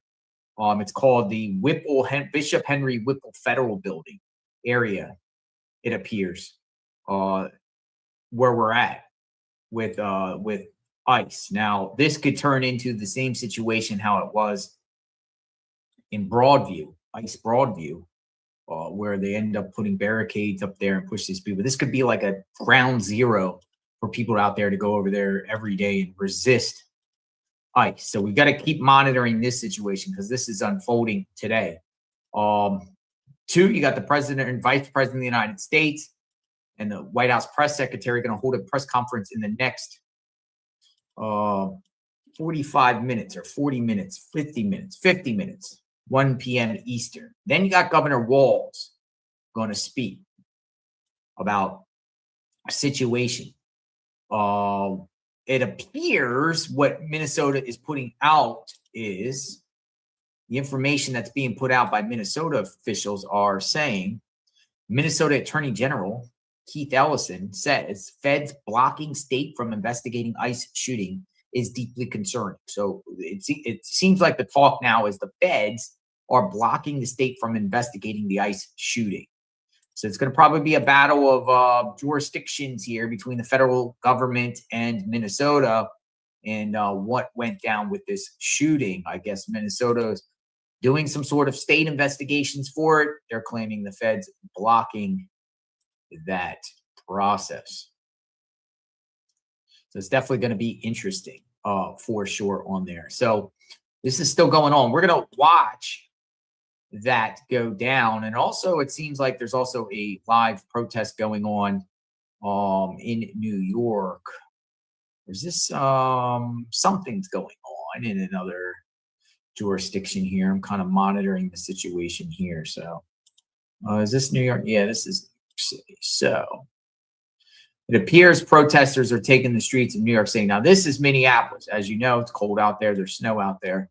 I got another feed up here we'll put on here shortly, and we'll monitor the situation in New York. And hopefully this runs into a press conference here at the White House. We'll play that. And we'll also play Walz, who plans to speak at 1:30 Eastern. So next up will be J.D. Vance, the White House press secretary. Now, they're probably going to talk about a lot of wide range of topics, similar to what we just heard with Kristi Noem, not necessarily with Minnesota, but ICE enforcement and taking dangerous criminals or criminals off the streets of look at this. They actually put a thing in the snow. ICE sucks with a middle finger. I don't know what that is. Private part. ICE sucks. Notice that. Look, ICE sucks. I guess that's a middle finger there. ICE sucks. NBC is live right now doing a report. It's kind of maybe we'll listen in. Maybe we'll listen in to them.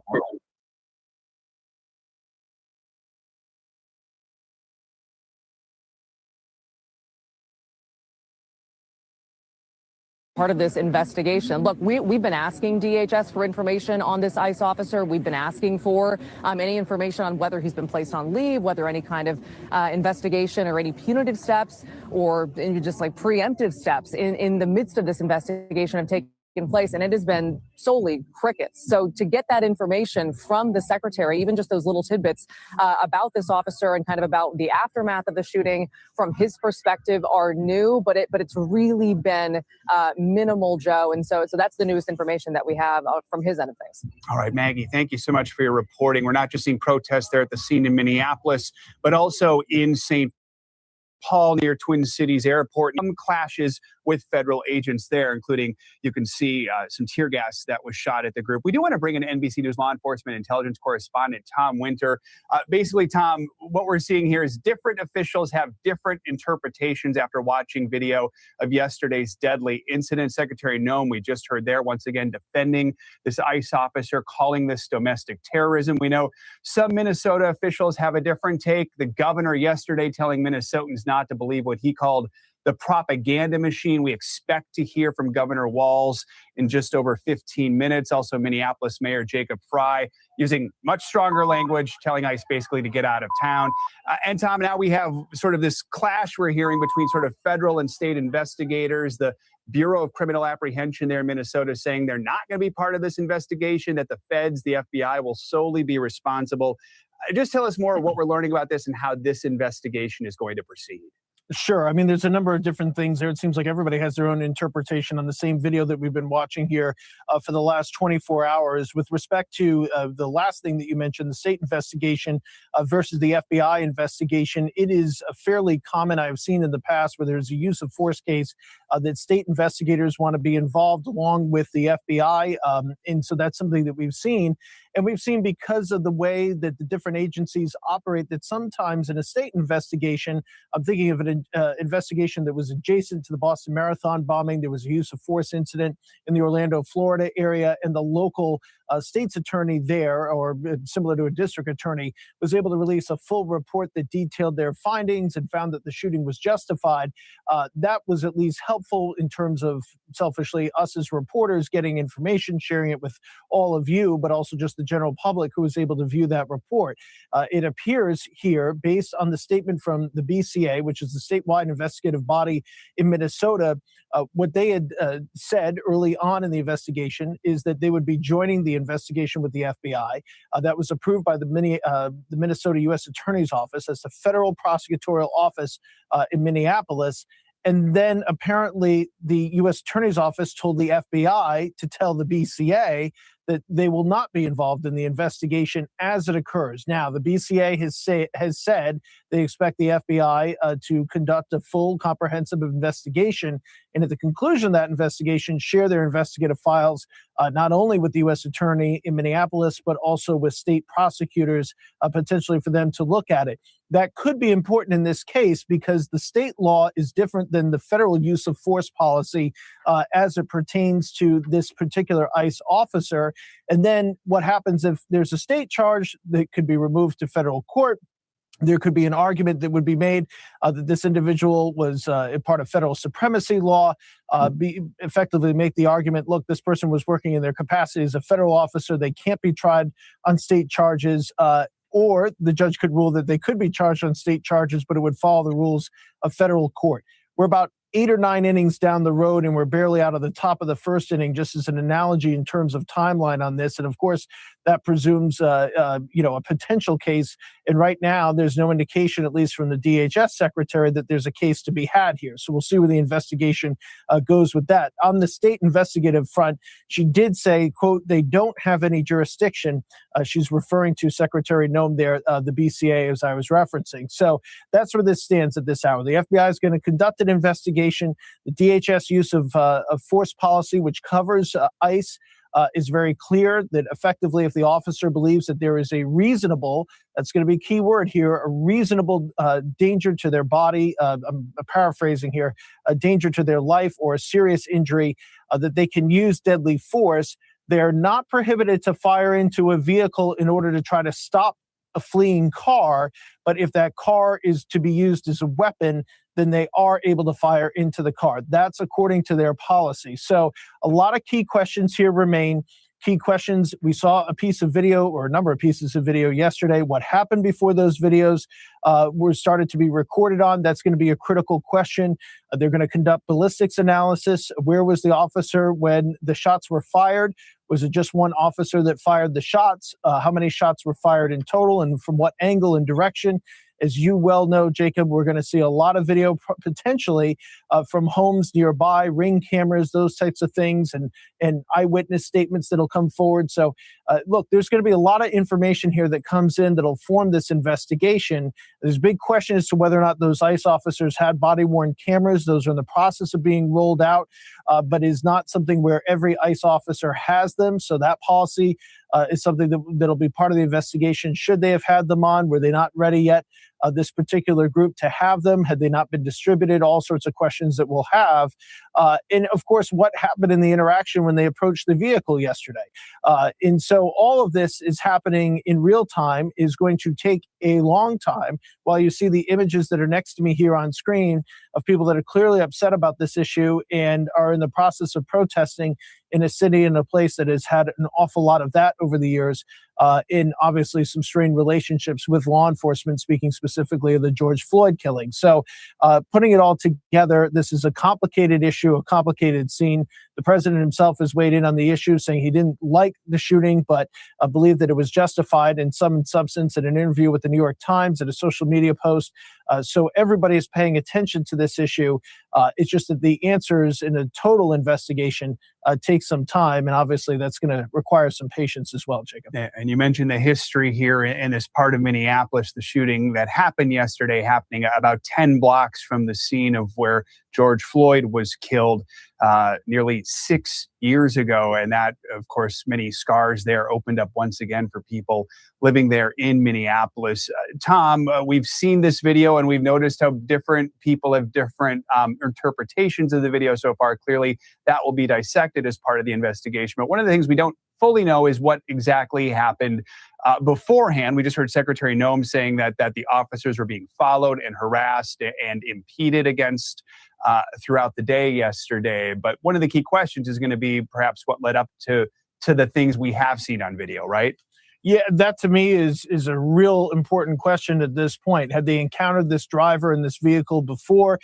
What did Renee Good, if anything, said to them previously? And then that interaction at the door when they get to the driver's side door, was she panicking? Was she making any statements at all? Was she threatening the ICE officers? These are just things we don't know.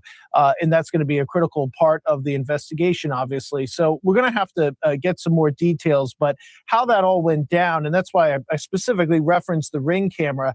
How does this vehicle, how were they previously interacting with the officers? Were they slowing them down? Were they getting in the way? Then they're kind of at that angle there, perhaps impeding the ICE officers. Again, need to get more information on that, or perhaps not. That's all going to be part of this investigation. So as important as it is, the things that happen at the instant the shooting happened, what happened, I would say, in the 3 to 4 minutes before we start seeing these videos, in speaking with investigators, and I want our audience to be clear, I've looked at these reports and these investigative reports for well over 10 years on these officer-involved, federal agent-involved shootings. So that's where I'm drawing these questions from, the experience from, as well as speaking to retired members of law enforcement, not only in all parts of this country, but specifically from the Minnesota, Minneapolis area, and in speaking with legal experts about the issues of the law, people that have done these types of cases before. So that's the kind of informing the questions that we're asking here today and the things that they could be looking at. All right, Tom Winter, appreciate your reporting. Let's bring in our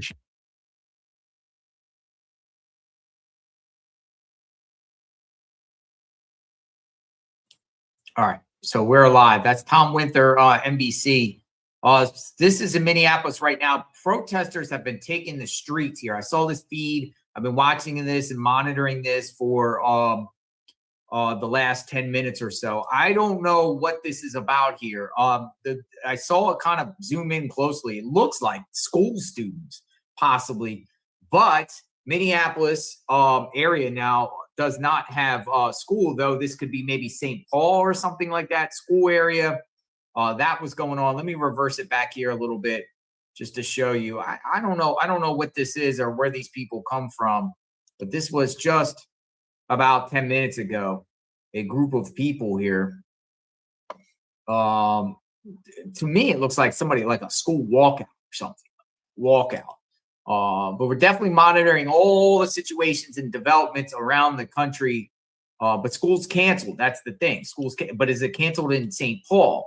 Or is it just Minneapolis? Or is St. Paul, like, is this just another area? Because these look like students. Don't they look like students with like backpacks and stuff? For some reason, it looks like a group of students. Maybe, you know, when you got these issues that go on a lot, you always have these student walkouts with the border and everything like that. You got student walkouts.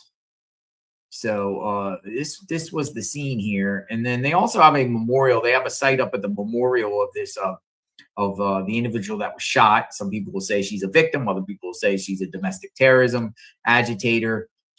They have a memorial set up. I'll put that up in a second. But, you know, this feed went away for this. This was about 10 minutes ago, but it looks like a group of people. So we got to look out. We got to monitor that situation. Now let's go over to the makeshift memorial setup because they got a live feed. The AP has a live feed there. So we're just going all over the place, showing you what's going on. It's going to be a press conferences, a couple of them coming up in the next hour or the next less than 40 minutes or so would be JD Vance. So this here is 34th in Portland. This is the spot, I guess you could say, where Renee Good got shot. After she got shot, the vehicle still went forward, progressed forward, and then eventually crashed into another vehicle. I guess they designated this spot. Notice the Mexican flag. Notice the Mexican flag. Don't see an American flag there, but notice the Mexican flag on a telephone pole. Remembrance here. So we're going to keep it here, kind of talk, and we're going to keep monitoring the screens and situations. The officer, according to Kristi Noem, the ICE officer who shot Renee Good, has 10 years of experience with the agency, so he's not a rookie. He's not a rookie. Still don't know the name. They're trying desperately to get this officer's name, and I think the officer is going to be publicly identified by the end of the day. I really do. I think, the images that they've been circulating of this officer maskless and also with mask at different times is going to, these people are these online sleuths, these activists. They're hunting down this agent. They're gonna share who the agent is. I just hope that for the agent and the agent's family, as Kristi Noem said, the agent went to the hospital, went home to the family. They take security precautions here because that agent is most likely a target from retribution, retaliation, people, going to the agent's house and everything like that. The agent might not even be from Minneapolis, and I don't think it matters if they identify the agent, they dox the agent, and they share the agent's location. If that agent lives near like a city, those local activists in that jurisdiction will probably organize and go to that agent's house. So it's going to be bad, folks. And I think we're still in a bad situation when you got Minnesota officials, blaming the federal government. Federal government just saying, hey, we want the local officials to work with us, not against us. Their rhetoric is the one that caused this situation. Big mess, big mess, and but at the same time, what are you going to say? What are you going to tell? What is ICE going to do? Just wrap up and just say, we're not going to do ICE enforcement anymore. We're just going to let criminals roam around the streets. I mean, is that where we're at? Where we're just going to be like, oh yeah, we're going to be thwarted. And we're just not, we're not going to enforce ICE law. We're not going to force immigration law anymore because of this. Is that where we're at? Governor Walz is going to speak. I believe it's 1:30 Eastern. What is CBC News? Never even heard of CBC News. CBC News at the scene. Let's go to CBC News at the scene. We'll go to CBC News here and see what they have to say about the situation. Got a lot going on, folks. I appreciate you all sticking around bright and early. We've been on here for hours now, understanding the process, what's going on. Let's see what CBC News has to say about this. On top of it, it says, we know his victims. What's his name? That really gets to this idea of this community wanting not only transparency, but justice. Now, initially, the Minnesota Bureau of Criminal Apprehension said that they would be investigating this shooting. We have just learned that they are saying they've had to withdraw that investigation after the FBI took over because the FBI said it would not provide case materials for this. So we are starting to get reactions from that. Meanwhile, Arthi, the governor of Minnesota, Tim Walz, is expected to speak at a press conference later today. We'll, of course, be monitoring to find out what comes from that. Thank you for this, Brian. That is CNN's Brian Abel in Minneapolis.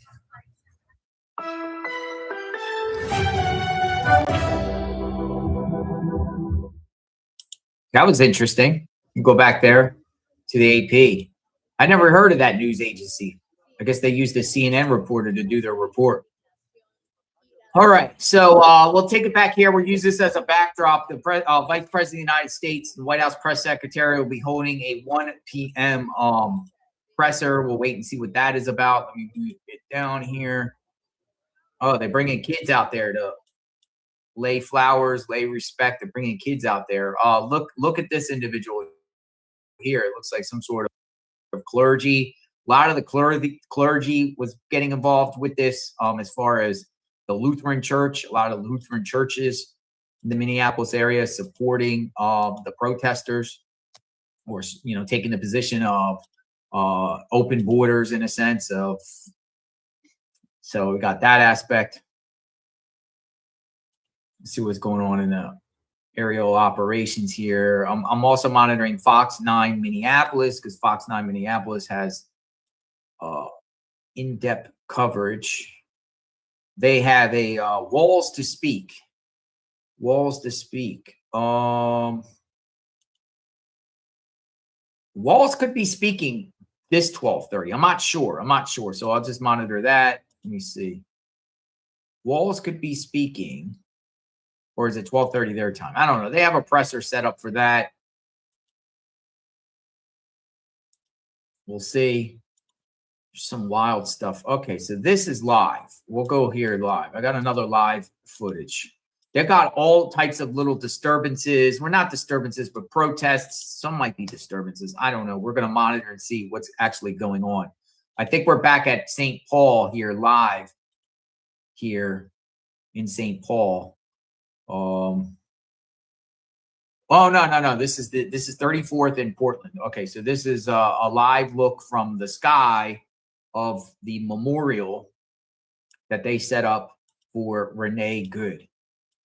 That's what it appears. Yes, because it's a residential neighborhood. Yes, you can see right there, right here. That's the memorial, makeshift memorial that they've been setting up. I don't think there's no volume to the feed. So here we are, folks. So we got a lot of things coming up here. We're going to stay. We'll might as well just keep the stream on and see what's going on. I appreciate everyone that's been in the trash or in the chat. I don't know why I said trash. In the trash. In the chat, contributing. Appreciate it. I think I said trash because I saw your comment, Steve Q, earlier. MAGA is trash, but I still lean Republican. I saw trash and I said chat. I said trash. But I appreciate that. Thank you very much for the support. Yeah, it's building up here pretty big here. This is also probably one of these staging grounds here. This is crazy. This is wild.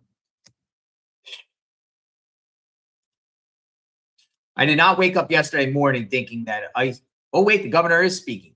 Hold on. Maybe the governor's speaking now. Hold on. If I get this up, let me see. Let me get Walls up. Walls might be speaking now. Hold on. Stand by. I'm going to get Walls. Let me make sure the volume's good. Yeah. All right. So I'm going to get Walls up here. He just started. So it was 12:30 our time. So I'm going to get Walls up here, and we're going to listen in on Walls and listen to what he has to say about this matter. So stand by. We'll get it up.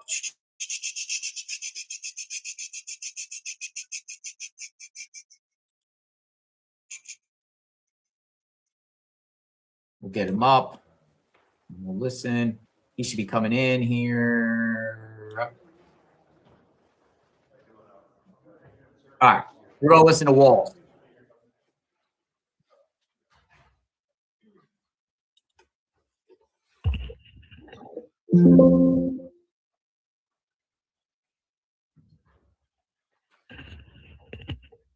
Good morning. I'd like to start again this morning extending sympathies to Renee Good's wife and child, to the rest of the family. Deepest sympathies on an unimaginable tragedy and the horror of the last 24 hours. Also a deep thank you to Minnesotans and those across the country. I understand a fund has been set up to support Renee's 6-year-old child and wife.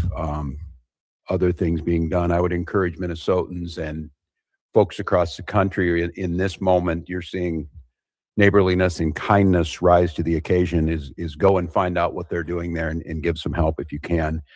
I'd also say last night we saw Minnesotans meet the moment once again.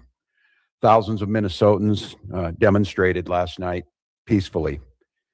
They shared a message about the reckless ICE mobilization is not keeping us safe and led to the tragedy that the world witnessed once again.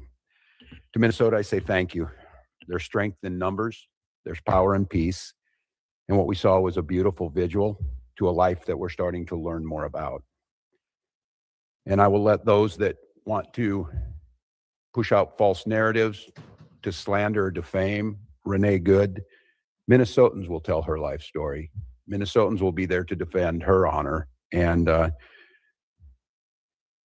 see this as a human being, not a moment in time or the callous casualness that I've watched some people on TV gloss over what they saw. We've also spent a lot of time talking last 24 hours about accountability. That means no function of government operates with impunity. It means when someone's in a position of authority and they commit any act that impacts our people, there has to be another place to turn to get justice. Checks and balances. Basic idea, the center of the formation of our country. It's the only measure that protects us from the abuse of government or federal overreach or tyrannical government. Yesterday, the Minnesota Bureau of Criminal Apprehension, the BCA, spent the day yesterday attempting to get that accountability to participate in the investigation. And I just want to make this as clear as possible to everyone. Minnesota must be part of this investigation. These are nonpartisan career professionals that have spent years building the trust of the community. There's a BCA Force Investigations Unit that was created by the legislature, by the people of Minnesota, to provide an independent, consistent, and trusted mechanism for investigating the use of force incidents involving law enforcement officers. Minnesota has seen our share of these. And what you've seen is, and I have witnessed it during my time, that these professionals have risen to the moment. They are trusted by people. People who are not by inclination trusting of law enforcement or government have come to see the professionals at the BCA as true arbitrators that can get them justice. The unit is the result of years of scrutiny, public engagement, and bipartisan legislative action. Minnesotans have made it clear time and again they expect transparency through this process where a police officer uses deadly force. The BCA, Commissioner, Superintendent Evans, have earned that trust by delivering on that expectation. I think it's clear to everyone as they saw this that it feels now that Minnesota has been taken out of the investigation. It feels very, very difficult that we will get a fair outcome. And I say that only because people in positions of power have already passed judgment, from the president to the vice president to Kristi Noem, have stood and told you things that are verifiably false, verifiably inaccurate. They have determined the character of a 37-year-old mom that they didn't even don't know. They've determined that the actions are done. I don't know. I've not used inflammatory terms of what happened. I've asked us to find the answers. The only way we find the answers is a thorough investigation by nonpartisan professionals. We've delivered that. We've been able to do it. We've earned the trust. And when I say that, the trust of BCA, and I tell Minnesotans the trust of law enforcement here. Everyone knows globally, certainly here, that George Floyd, who was murdered a few blocks from this site, tore at the soul of who we were. But we healed, we built back trust. Chief Brian O'Hara came in and took one of the most difficult jobs in America of building back trust in the police force in Minneapolis after Derek Chauvin murdered George Floyd. And he's earned that. And he's level, and he's fair, and he's asking for that. And so Minnesotans, I will continue to press that we be part of the investigation, that we do the investigation, so that Minnesotans can trust what the outcome is. I don't have a predetermined notion. Yes, I saw the video. Yes, I saw that. But a thorough investigation will see what happened before that. It will take all factors in, and it will come up with a fair and just conclusion. And we will accept that. Very, very difficult for Minnesotans to think in any way this is going to be fair when Kristi Noem was judge, jury, and basically executioner yesterday. That's very, very difficult to think that they were going to be fair. With that being said, Minnesotans, we've risen to the occasion so far, but it's going to get challenging. It's going to be challenging because I feel your anger. The human desire to lash out in this moment is very real. I can tell you that that is the wish of many people, that they fulfill the wish they want to see us turn on one another, turn towards violence rather than peaceful reconciliation, rather than peaceful civil disobedience. And we have to do our best to not play into that. I say this too, when I saw yesterday some of the anger, whether it's Minneapolis Police, Minnesota State Patrol, Hennepin County Sheriff's Office, Minnesota National Guard, they are there to protect and serve, as it said. They are there to protect Minnesotans. Throwing your anger at them only inflames this situation. And I know some of you were up at the Whipple building this morning, and to the press who are here, I saw some of this myself. Thank you. Continue to have access to every single space. Continue to cover this story. Continue to show the world what's out there. I will say it where our president won't. The press are the defenders of our democracy. You need to be there. But I also tell folks, protect our Minnesotans who are out there and don't turn the anger to them. This is a brazen use of force. They want us to bend the knee. They want us to capitulate. The way we give them what they want is allow them. And I also witnessed what I think is going to be a pattern over the next few days and the coming hours, is I saw an individual show up there with the intent to antagonize folks who were peacefully protesting, with a bullhorn to scream at them. And again, the desire to move on that individual is exactly what they want, because our respect for the First Amendment means we will expect and respect all opinions. If this individual is there expressing support for ICE, that's their constitutional right to do so, and they need to be protected. Don't allow that to be a catalyst to create violence. We believe in states' rights. We believe the federal government needs to stay out of this. We believe that the situation has gotten worse and less safe because of their presence. And I will just say there were two incidents yesterday I saw after this that just tore at my soul. I saw an individual at the scene identify themselves as medical personnel, a physician, and asked to provide aid.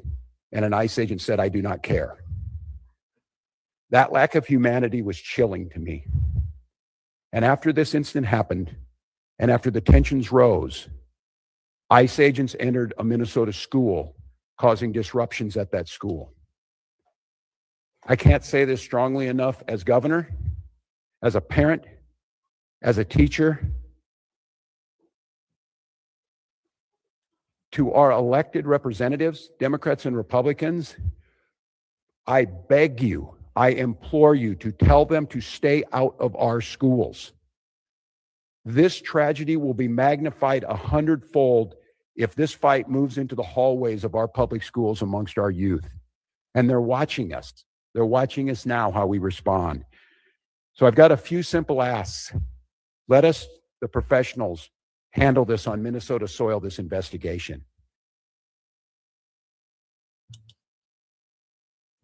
I don't know what happened to him. Let's go back to the scene here. Crazy stuff. Walls is speaking. Let me see if I can find what happened to him on the feed there. It kind of vanished. Anyway, we'll go back here. We got J.D. Vance and the White House press secretary speaking. Tensions are high.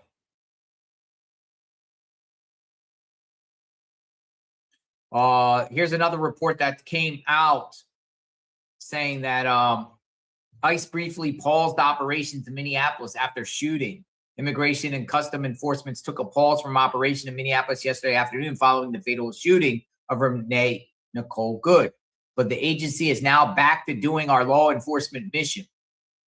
We took a pause yesterday afternoon after that deadly shooting to check on our staff and our officers at the scene, making sure everything was secure. But we were back in the fight more than an hour later. According to Lyons, acting ICE director Todd Lyons. Lyons expressed sympathy for everyone involved in the shooting, but said that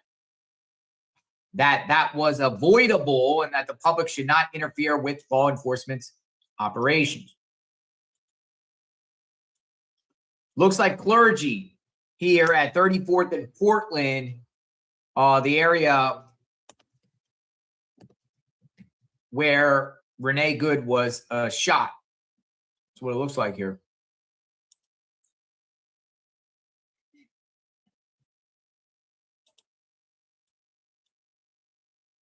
I don't know if Walls or yeah, we'll take it back to the Walls press conference. I'll put up the Fox one and we'll listen in because they also got, I think Bovino is up there too in Minneapolis in front of the ICE center here.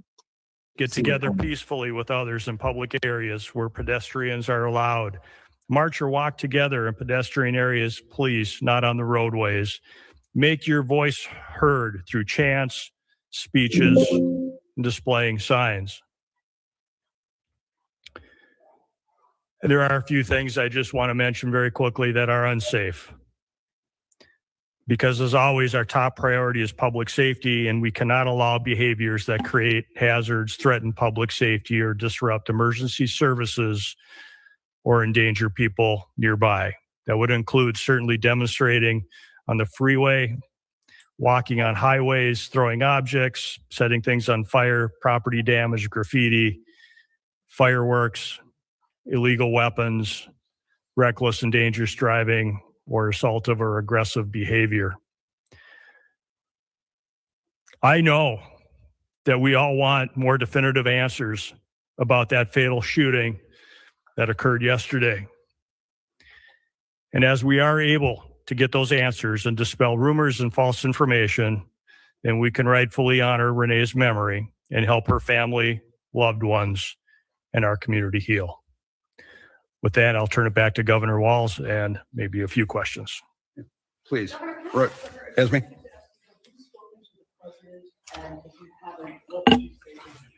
I have not. As I said yesterday, I did speak to Secretary Noem and received a lot of talking points. I will note that I asked Secretary Noem how she would have felt if President Biden had sent 2,000 troops into Rapid City, South Dakota, and she said she would have welcomed them. I leave that for the folks of South Dakota to determine. I've not spoken to the president. I would ask him, first of all, the goal here is to make America safe, is what he said. There is no verifiable evidence that any of this is making America safer. I would ask him to de-escalate in the moment, to allow Minnesotans to back up and grieve, to allow this investigation to be played out by the rule of law. I said it again, I have not passed any judgment on this. And to please, whatever it is, leave Minnesota alone. Earlier this week, I don't know if it was if something he wanted to have already made it clear. I'm exiting the stage here in a year. But I told him I have a year to continue to do what I love dearly and what I believe I've been good at, making Minnesota a better place to live. The number of calls we got today of parents asking if they should send their kids to school or not. Minneapolis had to make what I believe was the absolute correct decision to cancel school. We have students out of learning today. I would just ask him, I'm not talking anything about border security. I'm not talking anything about what he needs to do on that. None of this is accomplishing either his mission or making us any safer. So just give us a pause. Let us breathe. Look, we're exhausted. We're exhausted as Minnesotans. We're exhausted as Americans. And this relentless assault on Minnesota, for whatever reason, is just cruel now. It is reached cruel. Look again and see what's happening. It's not me saying it. You're hearing it from many, many others. So that's what I would say. Is there anything stopping state and local law enforcement from conducting an independent investigation into this, even if the federal government does not want to have you have a joint investigation? So, great question. We have asked for cooperation from the federal government. We were invited in to do a joint investigation on this initially. We continue to work with the federal government all the time on joint investigations. This is not something new, whether it be with the FBI or other federal law enforcement agencies. So we are accustomed to doing joint investigations. As the governor has mentioned, our force investigative unit within the BCA has a stellar reputation for doing quality investigations, for finding the answers to the questions that people have. There are so many questions out there that I know the public has from watching what's been shown on social media and regular media. And the goal for me would be to provide an investigation, preferably in tandem with the Federal Bureau of Investigation, because we work with them all the time, and they are they do have all the evidence in the original investigative notes and reports. We have none of that. They have shared none of that with us. We would welcome the opportunity to jump back in, to do that investigation, use our high quality investigators from the BCA to be able to do that with them, to find the answers that the public deserves. Without any of that information, without any of that assistance from the FBI or the federal government, we would be at a loss to be able to initiate and conduct a thorough investigation. For us to be able to do that, it would be extremely difficult, if not impossible, without cooperation from the federal government. How difficult would it be to file state charges without the cooperation of the FBI? To be able to file state charges, we would need, again, a full investigation, which would include the opportunity to have been at the crime scene, to have had the opportunity to take a look at all the video and evidence that the FBI would have in their possession. I don't make any prejudgments about what happened yesterday. We can all see what we want to see on the videos and what we have seen in the media. That doesn't mean none of us, I will not, as a public safety professional, jump to any conclusions as to who is at fault in this.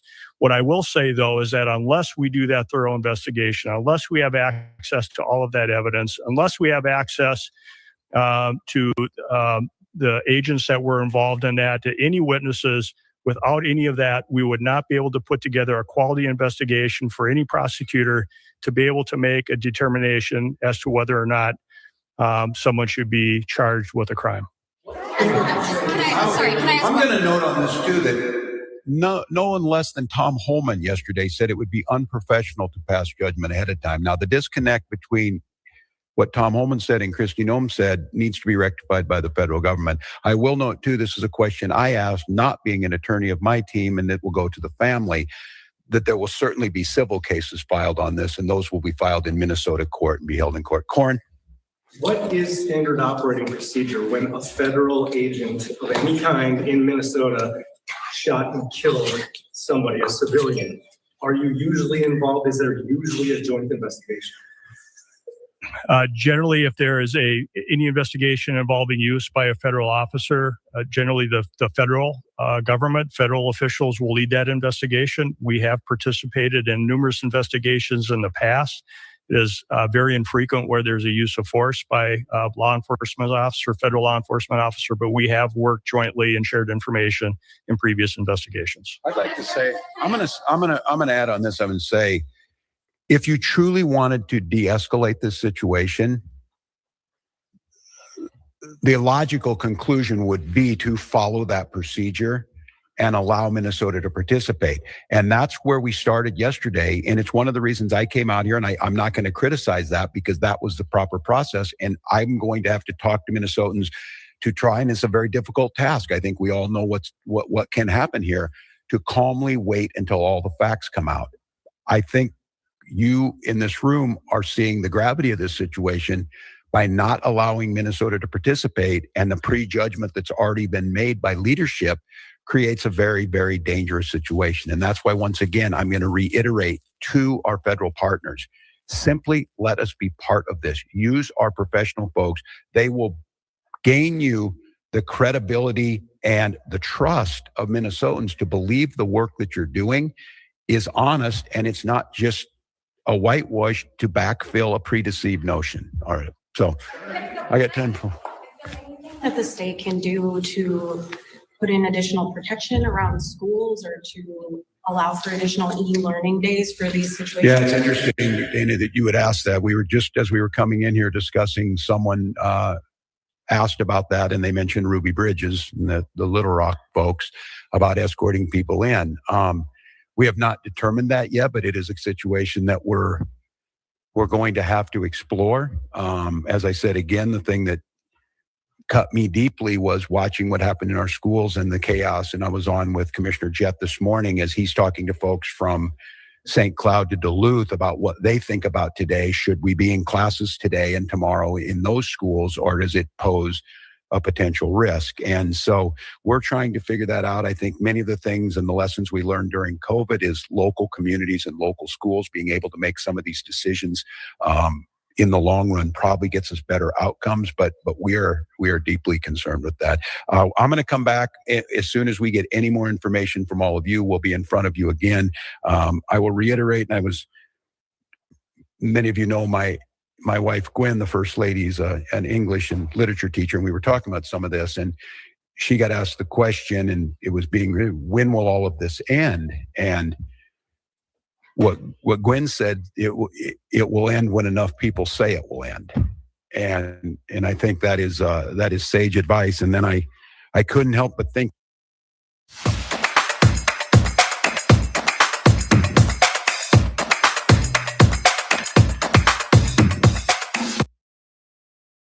the party told you to reject the evidence of your eyes and ears. It was their final, most important directive.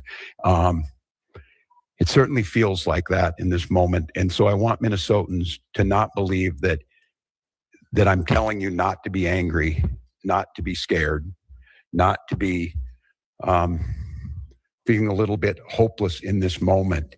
But I would also say this, and I saw it last night. I saw it during George Floyd. I've seen it throughout our history. When things looked really bleak, it was Minnesota's first that held that line for the nation. On that July 3rd, 1863. And I think now we may be in that moment that the nation's looking to us to hold the line on democracy, to hold the line on decency, to hold the line on accountability, and more than that, to rise up as neighbors and simply say, we can look out for one another. We can have differences. But we've proved to the world going on 250 years that our democracy could hold. It feels to me like we're at one of those inflection points, that simply asking our government to give us accountability, listen to local leaders, ratchet down the rhetoric, let people feel safe in their person, and let's let our kids go to school without fear. Let's let our kids go to school knowing that tomorrow could be a little better day. And so we're going to work on that. I'll leave you with this, and I'm not sure when we'll get in front of you next, but to Minnesotans, again, just one last time, don't give them what they want. Don't give them the unrest that they want. Don't give in to allowing them to bring more folks in here. Don't allow them to expand this somewhere else. Rise up, wrap your arms around your neighbors, peacefully express your First Amendment and your constitutional rights, and let's start healing, get some answers, and move Minnesota forward. Thank you.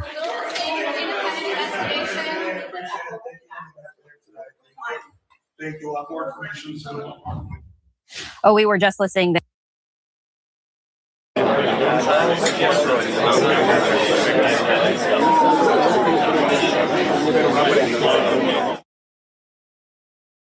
That was Tim Walz, public safety director.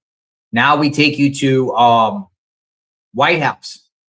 JD Vance is going to be speaking. I don't know what this is about here, but I'm sure it's going to be a lot of things talking about what happened here in Minnesota. Probably a lot of Venezuela talk, maybe even Greenland, Cuba, domestic policy, foreign policy. We'll listen. But what do you think about Tim Walz? Tim Walz will speak. So as soon as JD Vance comes on here in the next couple minutes, we'll listen in on here. I'm also monitoring everything that's going on. There's a large group of clergy members and activists and supporters of Renee Good at 34th in Portland right now. There's a big feed up there, so I'm looking at that. There's protesters outside of the Whipple building in St. Paul, looking at that. And then we got this. So we got three things, major things going on here right now. And we'll stay with this for a bit, just see what they have to say. Interesting, because you don't hear the vice president speak like this very often. So I think there's something about something. Looks like activists are also planning to have like a speech or speaking at a podium. We'll listen to the vice president, and then we'll go to that. We'll go back and listen to messages and what's going on. Busy day of what's going on around, centered around these crazy. It's just a busy day. So, wow. Walls calls on protesters not to let people with the intent to antagonize be the catalyst to violence. Tim Walz spoke about the person who he said was outside the Bishop Henry Whipple building. We watched that earlier today, that one protester with the American flag.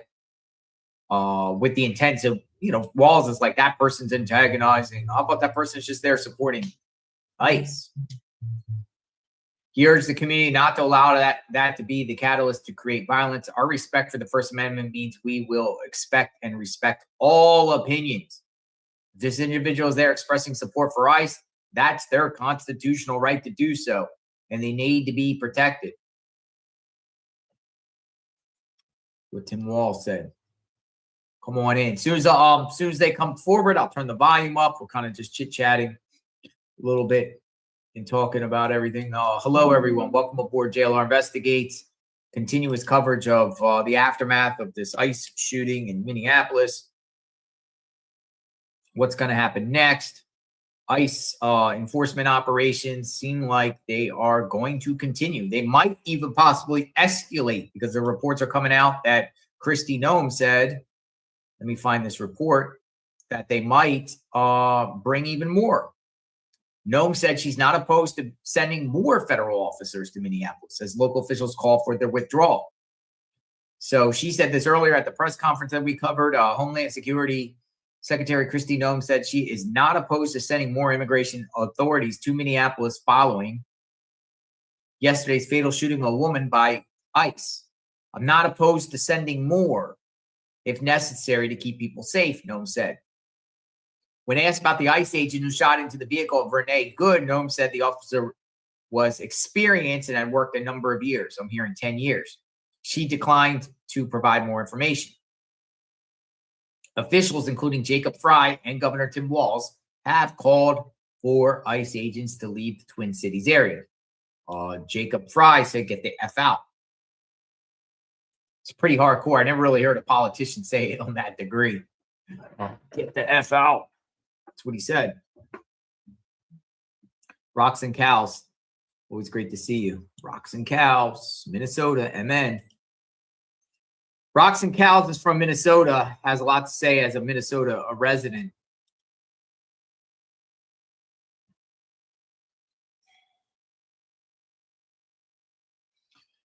Talking about criminal cases in the area.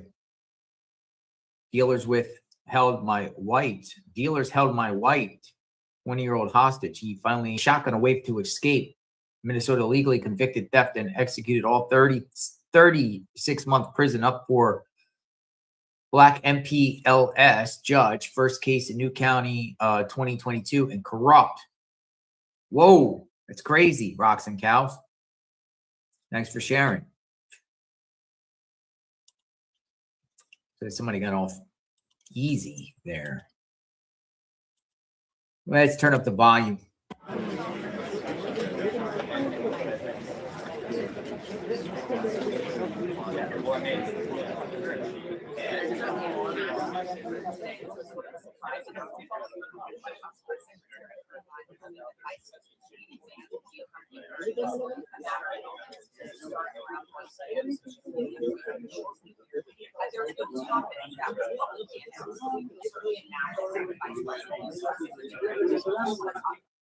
So she just said in her report there that there's no topic that has been publicly announced. So it's a mystery of what they're going to be talking about here. So I just heard that from the report there. No topic has been publicly announced.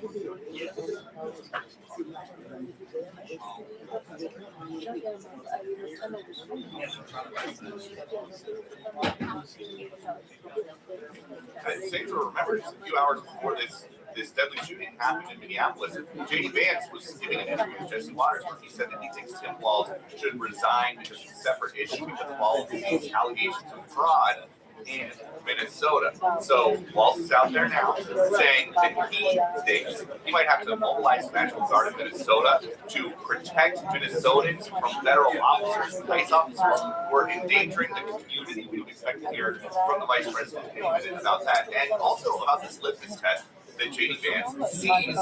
Now, he posted on social media that he wants all Democrats, including those who are running for president and seeking office in the midterms, to answer a question: do you think this officer was wrong in defending his life against a deranged leftist who tries to run him over? So there are questions about what exactly happened. There are questions about rhetoric on both sides you would expect to address anyway.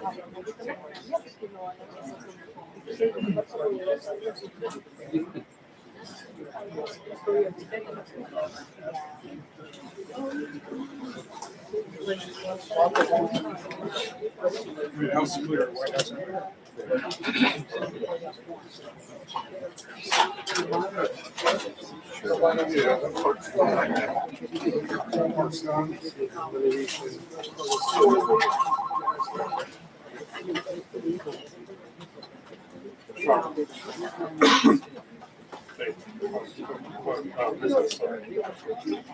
Hey Jerry, sorry, hold on 1 second. Give me 1 second. Someone just finished.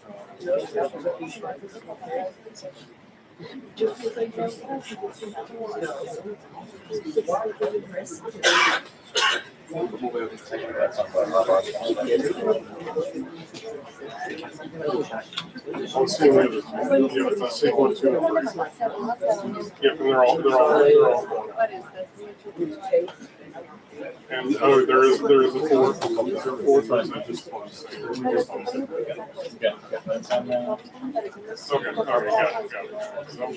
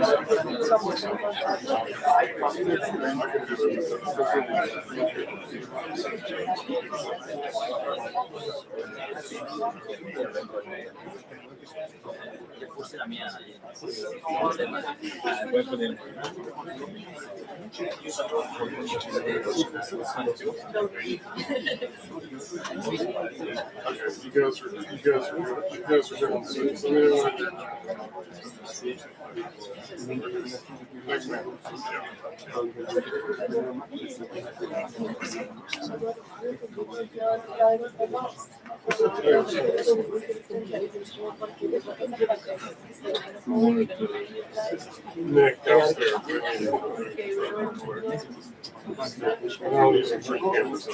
Right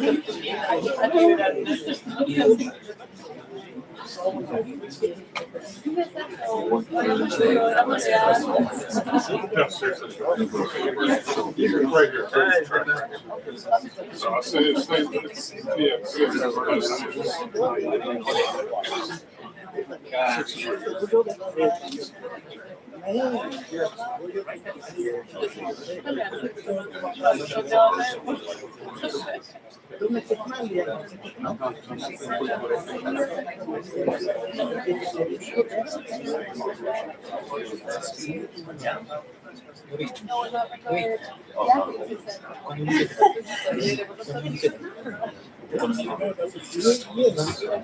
Antes de mayo. Okay. Porque en mayo espera que pregunto.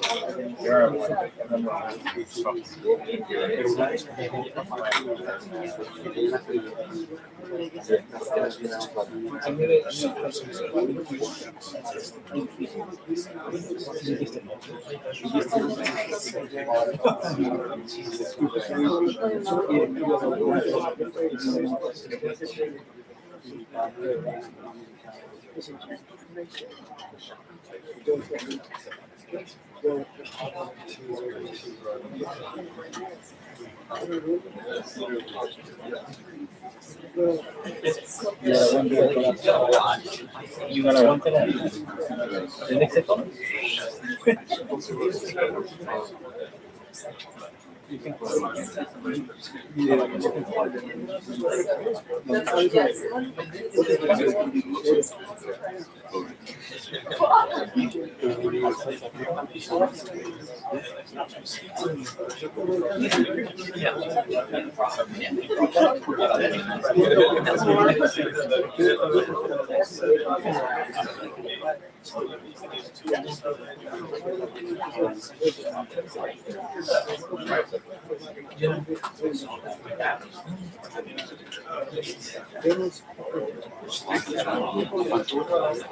Let's go back on the lot.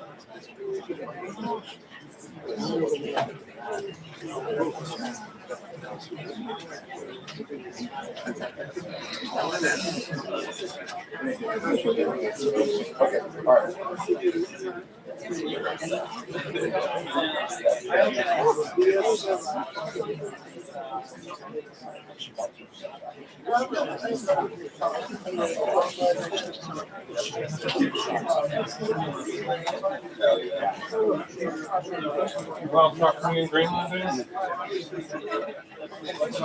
Lake Shore. Get a head start.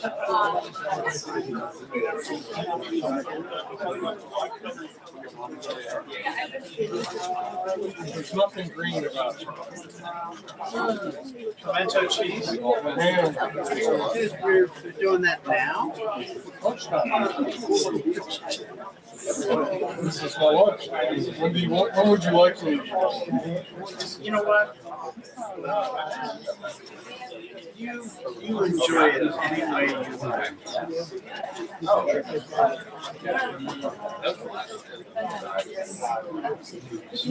Dude, Steve. Pimento cheese and ham. Did you ever enjoy a pimento cheese sandwich from Augusta National Tournament?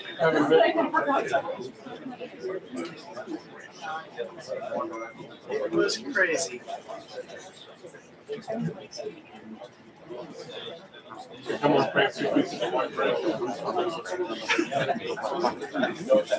They're wrapped in green salt. So one of them falls out of the basket or blows in the wind. It won't be seen on TV. All the sandwiches are wrapped in green salt. I used to love it. It was so good.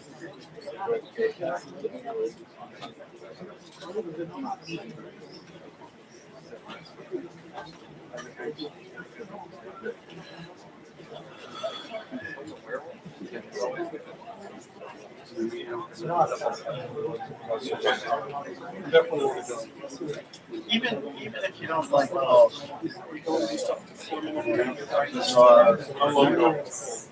bizarre things. You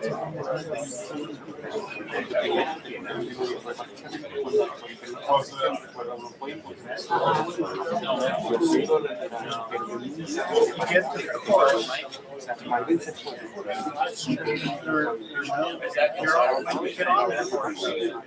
There are no bugs. There's no squirrels. All those birds. I've always thought that the type of birds in a sterile perfection. Blade of grass on the place. It's just bizarre. There's no running. There's no foul language. You don't have your iPhone. There's no something. And guys, your fingers really bad. All have to turn backwards. The marshals.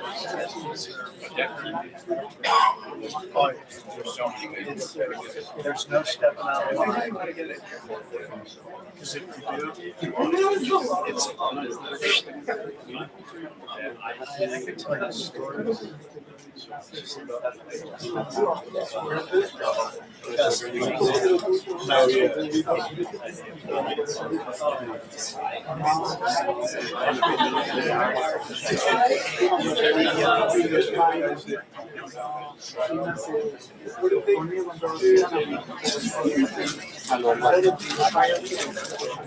Because of that lady wearing a bird.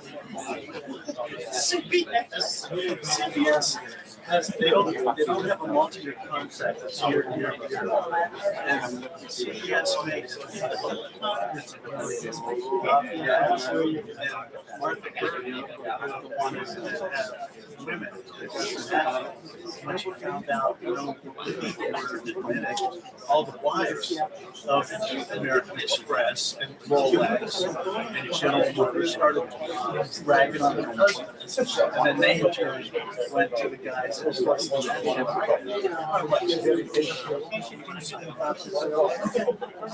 this year, no commercial.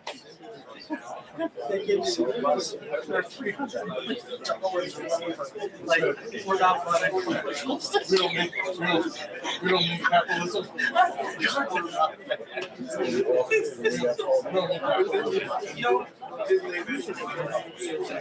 Connolly's right. Was the first.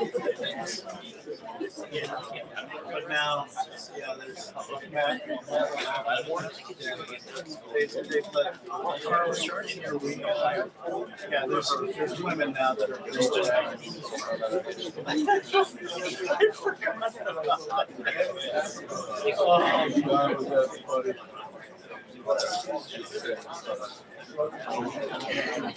Oh, the sand traps aren't sand. It's ground up feldspar. It looks like flour. It's not sand. It's feldspar.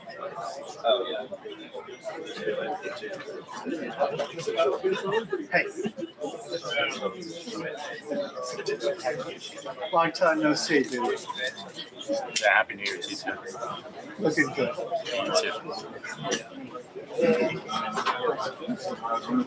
Hey, Dan. I like that last one. The last one? Yeah. Dude, don't look. No. So I was an Eagles fan, but I mess everything up. Can you do it? I can do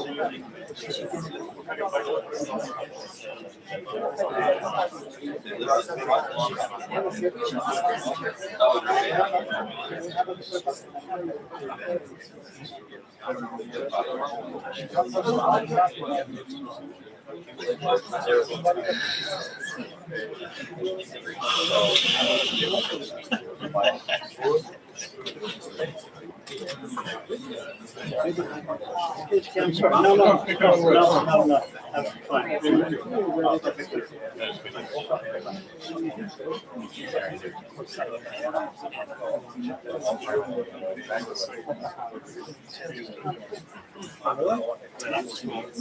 You're not feeling it? I guess it's an hour.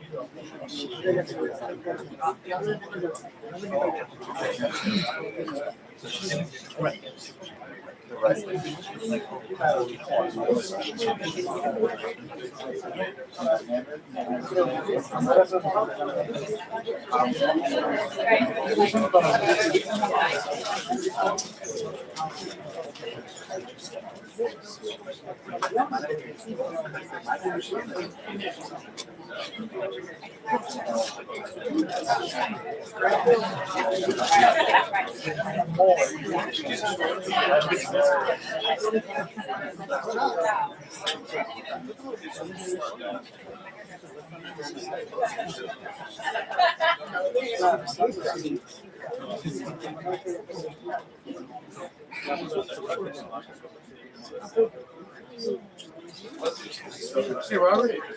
You grab this. You're seeing I do see them. I do see them.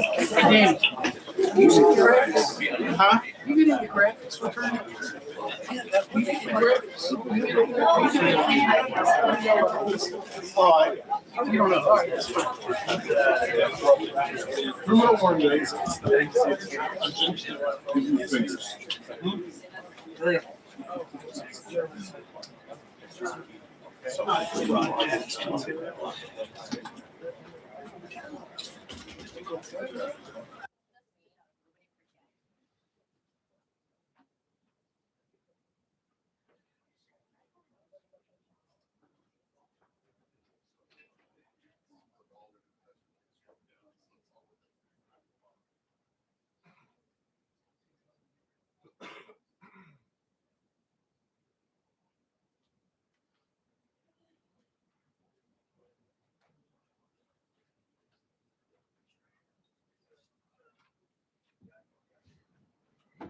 Good afternoon, everybody.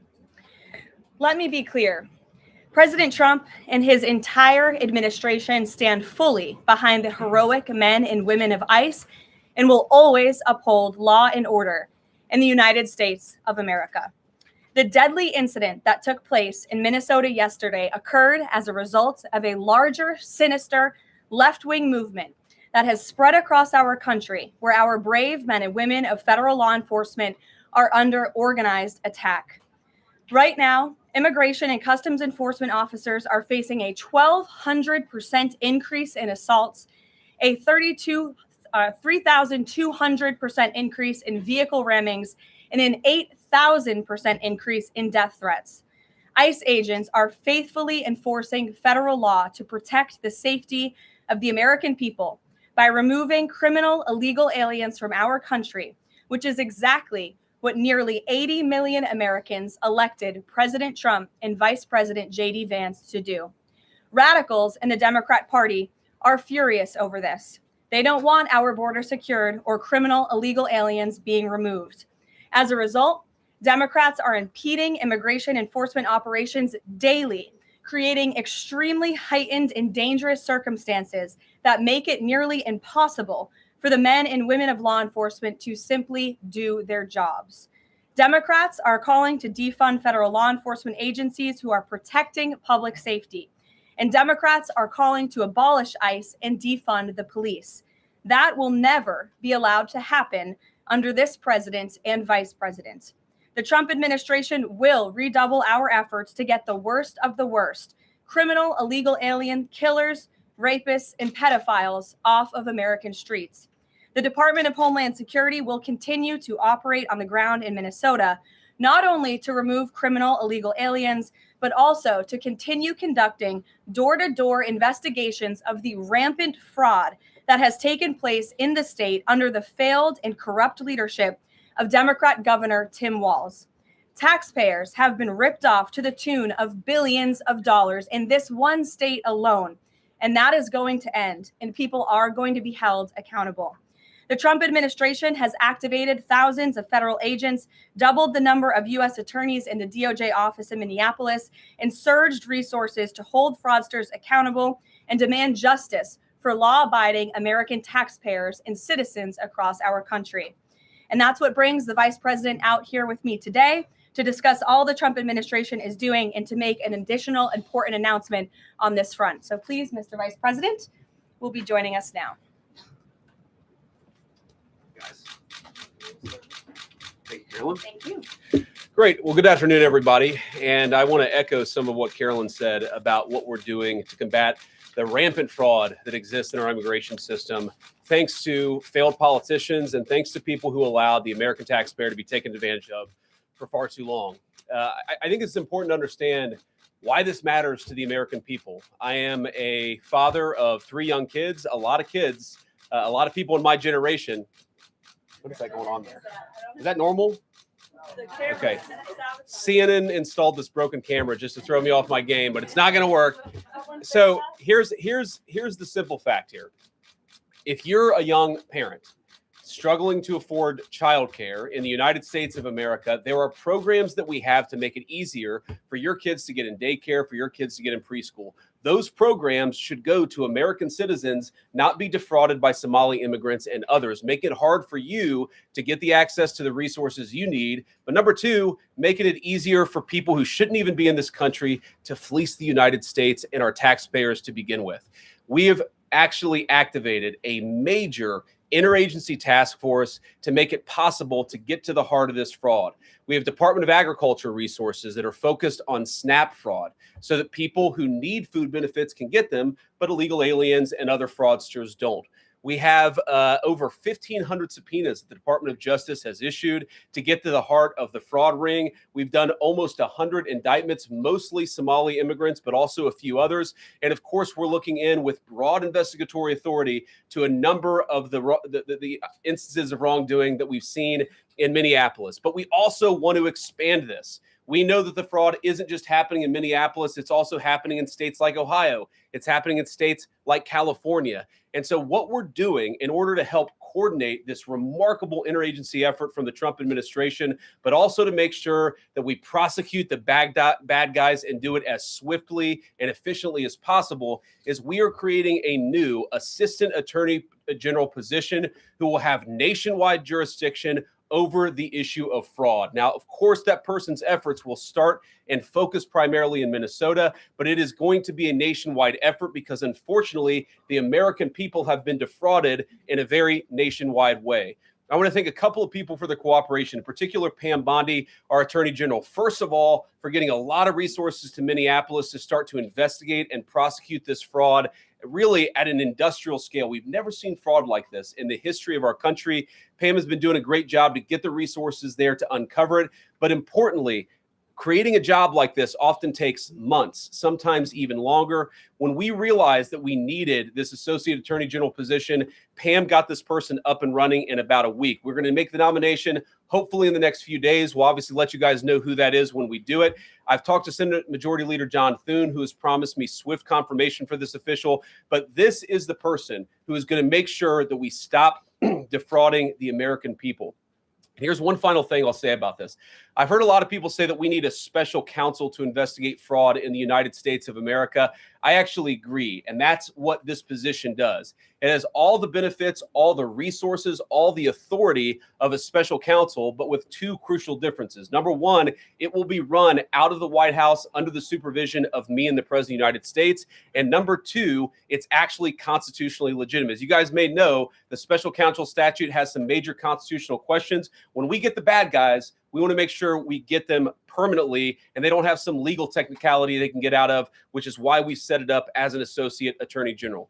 I'll take some questions, but I want to make just one final observation here.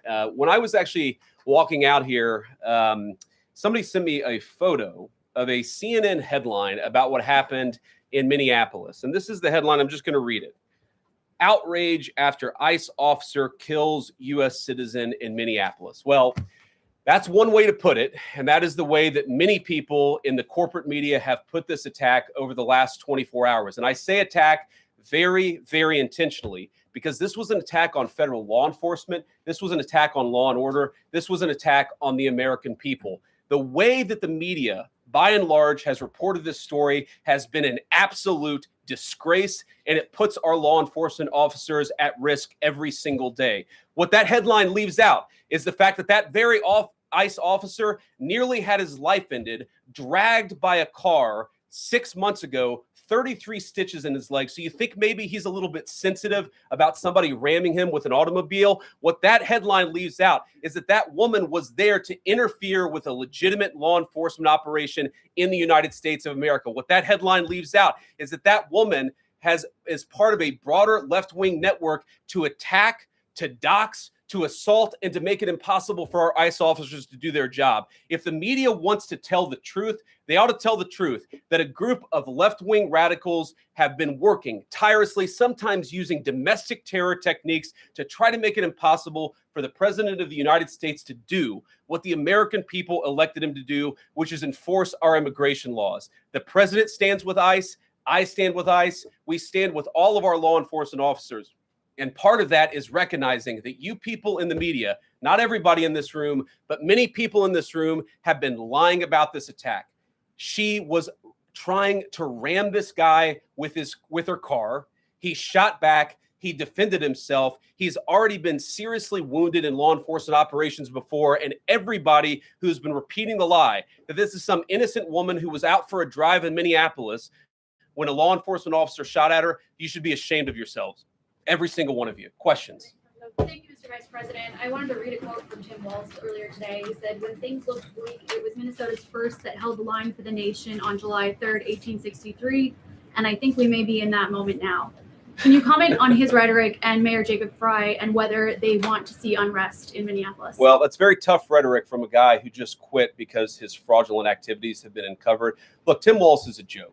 His entire administration has been a joke. The idea that he's some sort of freedom fighter, he's not. He's a guy who has enabled fraud and maybe, in fact, has participated in fraud. That's what this new Assistant Attorney General position is going to find out. I don't care what Tim Walz says. I care about getting to the bottom of this fraud for the American people, and I care about enforcing the nation's immigration laws. That's what we're going to stay focused on.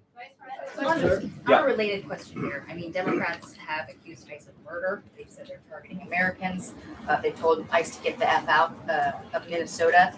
This is going to stoke the fire against ICE agents. And you're talking about ICE agents right now and being concerned about them. What, if anything, is the administration going to do to make sure these folks are protected during these protests? But also, should DHS sort of revisit their procedures here? I mean, nobody wants to see an American killed. Are there changes that need to be made to make sure something like this doesn't happen again? Look, first of all, of course, nobody wants an American citizen to be killed. This is absolutely a tragedy. But it's a tragedy of the making of the far left.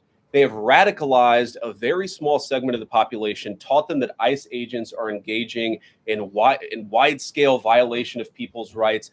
What our ICE officers are doing is deporting the millions of criminal aliens that were let in during the Biden administration. So number one, we have to say, as a matter of leadership, and I would appreciate if the Democrats would join me on this, let's be honest about the fact that we have way too many illegal aliens in this country. Our ICE officers should be supported in doing their job. You're trying to actually marshal the far left lunatic fringe to engage in doxing, to try to make it impossible for them to enforce the law, and in some cases actually to engage in acts of domestic terrorism against our law enforcement officers. When you talk about different plans, different protocols, different policies, I forget exactly how you asked the question. Here's the simple fact. What we're going to do is make it easier for the American People's Administration to enforce the American people's law. And that means that Democrats have to stop rallying the mob against legitimate law enforcement operations. And that means that we are going to get tougher. And that's what this AAG position is about. We're going to get tougher at the people who are defrauding the United States by inciting violence against our law enforcement officers. That's one of the things that we're going to do. We've already started that work at the Department of Justice. We're going to keep on doing it. And this new AAG position is going to kick that into high gear. Vice President Vance, you just suggested that this woman who was killed, Renee Good, is part of a broader left-wing network. Who do you think is behind this broader left-wing network? Well, it's one of the things we're going to have to figure out. But here's the way that I put it. When somebody throws a brick at an ICE agent or somebody tries to run over an ICE agent, who paid for the brick? And who told protesters to show up and engage in violent activity against our law enforcement officers? You see, just with this most recent terrible incident in Minneapolis, you see friends of this woman's or other people who are eyewitnesses saying basically that she was there to engage in obstruction of a legitimate law enforcement operation. How did she get there? How did she learn about this? There's an entire network, and frankly, some of the media are participating in it, that is trying to incite violence against our law enforcement officers. It's ridiculous, it's preposterous, and part of our investigatory work is getting to the bottom of it. Who's funding it? Who's supporting it? Who's cheerleading it? And of course, if there's illegal activity related to that, we're going to get to the bottom of that and prosecute it where we can. Mr. Vice President, thank you for taking questions today. Is there a risk with you describing her as a deranged leftist, talking about very specific facts of these events, when an investigation is just beginning? Are you preempting a thorough investigation by drawing such conclusions? And have you received any information beyond the videos we've seen publicly about this individual, her specific acts, that has informed your point of view? Well, first of all, the Department of Justice is going to investigate this. The Department of Homeland Security is already investigating this. But the simple fact is, what you see is what you get in this case. You have a woman who was trying to obstruct a legitimate law enforcement operation. Nobody debates that. You have a woman who aimed her car at a law enforcement officer and pressed on the accelerator. Nobody debates that. I can believe that her death is a tragedy, while also recognizing that it's a tragedy of her own making and a tragedy of the far left who has marshaled an entire movement, a lunatic fringe against our law enforcement officers.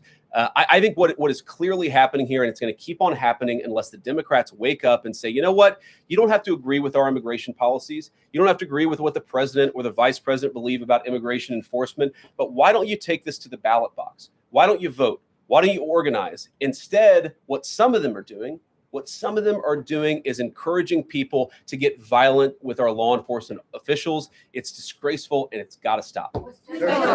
Just to follow up on that question, and again, thank you for taking questions, Mr. Vice President. There's clearly a lot of emotion in Minnesota, across the country, over this incident. You're calling Renee Good a deranged leftist. There's been heated rhetoric that we've also heard from officials. What responsibility do you and the president have to diffuse some of the tension that we are seeing play out in Minnesota, bring down the temperature as this investigation is unfolding? What we have a responsibility to do is to protect the people who are enforcing the law and protect the country writ large. Whether you're Democrat or Republican, you deserve to have the people's laws enforced in the United States of America. Now, again, I'm not happy that this woman lost her life. I'm not happy that this woman was there at a protest violating the law by interfering with a law enforcement action. I think that we can all recognize that the best way to turn down the temperature is to tell people to take their concerns about immigration policy to the ballot box. Stop assaulting and stop inciting violence against our law enforcement officers. That's the best way to take down the temperature. And we're not going to give in to terrorism on this. And that's exactly what's happening.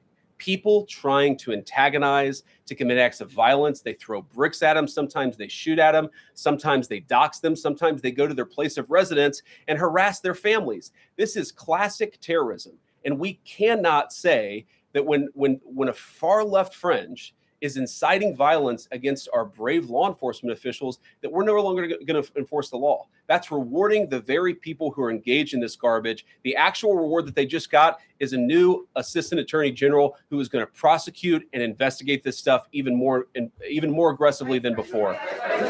Yeah. Thanks for taking my question.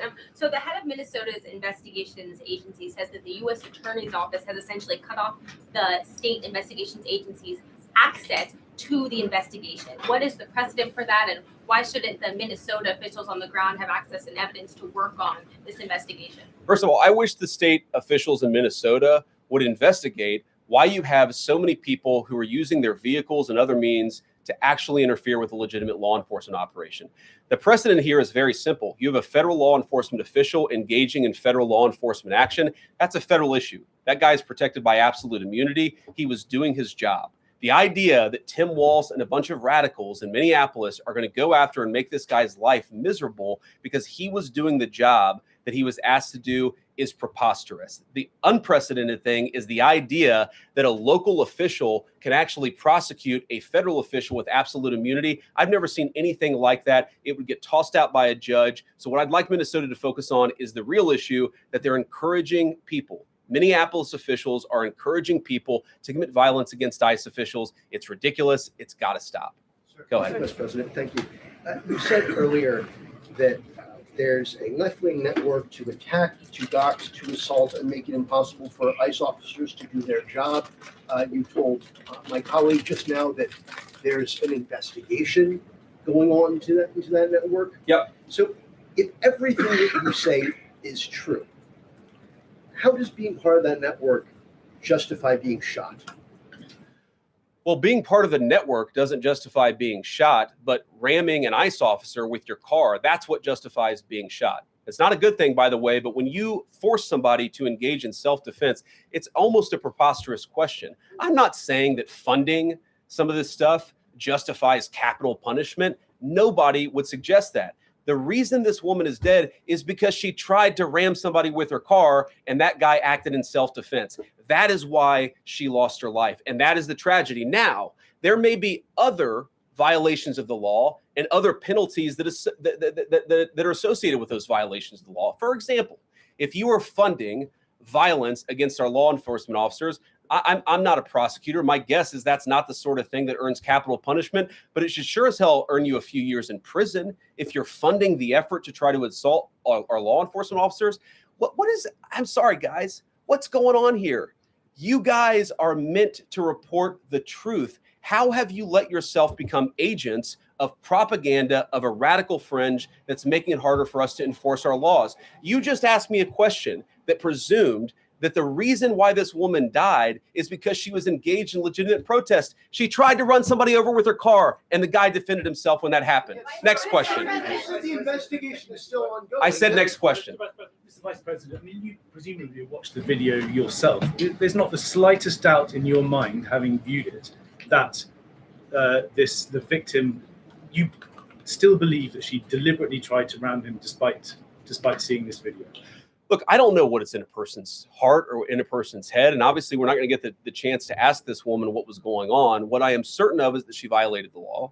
What I'm certain of is that officer had every reason to think that he was under very serious threat for injury or in fact, his life.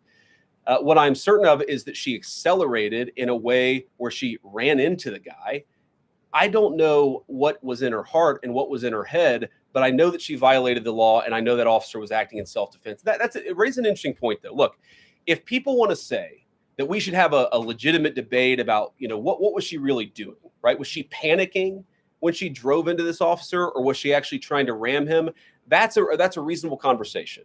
What's not reasonable is for so many of you to plaster all over the media that this was an innocent woman and that the ICE agent committed murder, which is what many of you have said explicitly and some of you have said implicitly. That's what I have an objection to. The idea that this was not justified is absurd, and I think everybody knows it in their heart. Yeah. Mr. Vice President, In the green jacket. taking down the temperature, it seems like political violence is ratcheting up and riots could be around the corner. What steps does the administration have planned to try to unite America?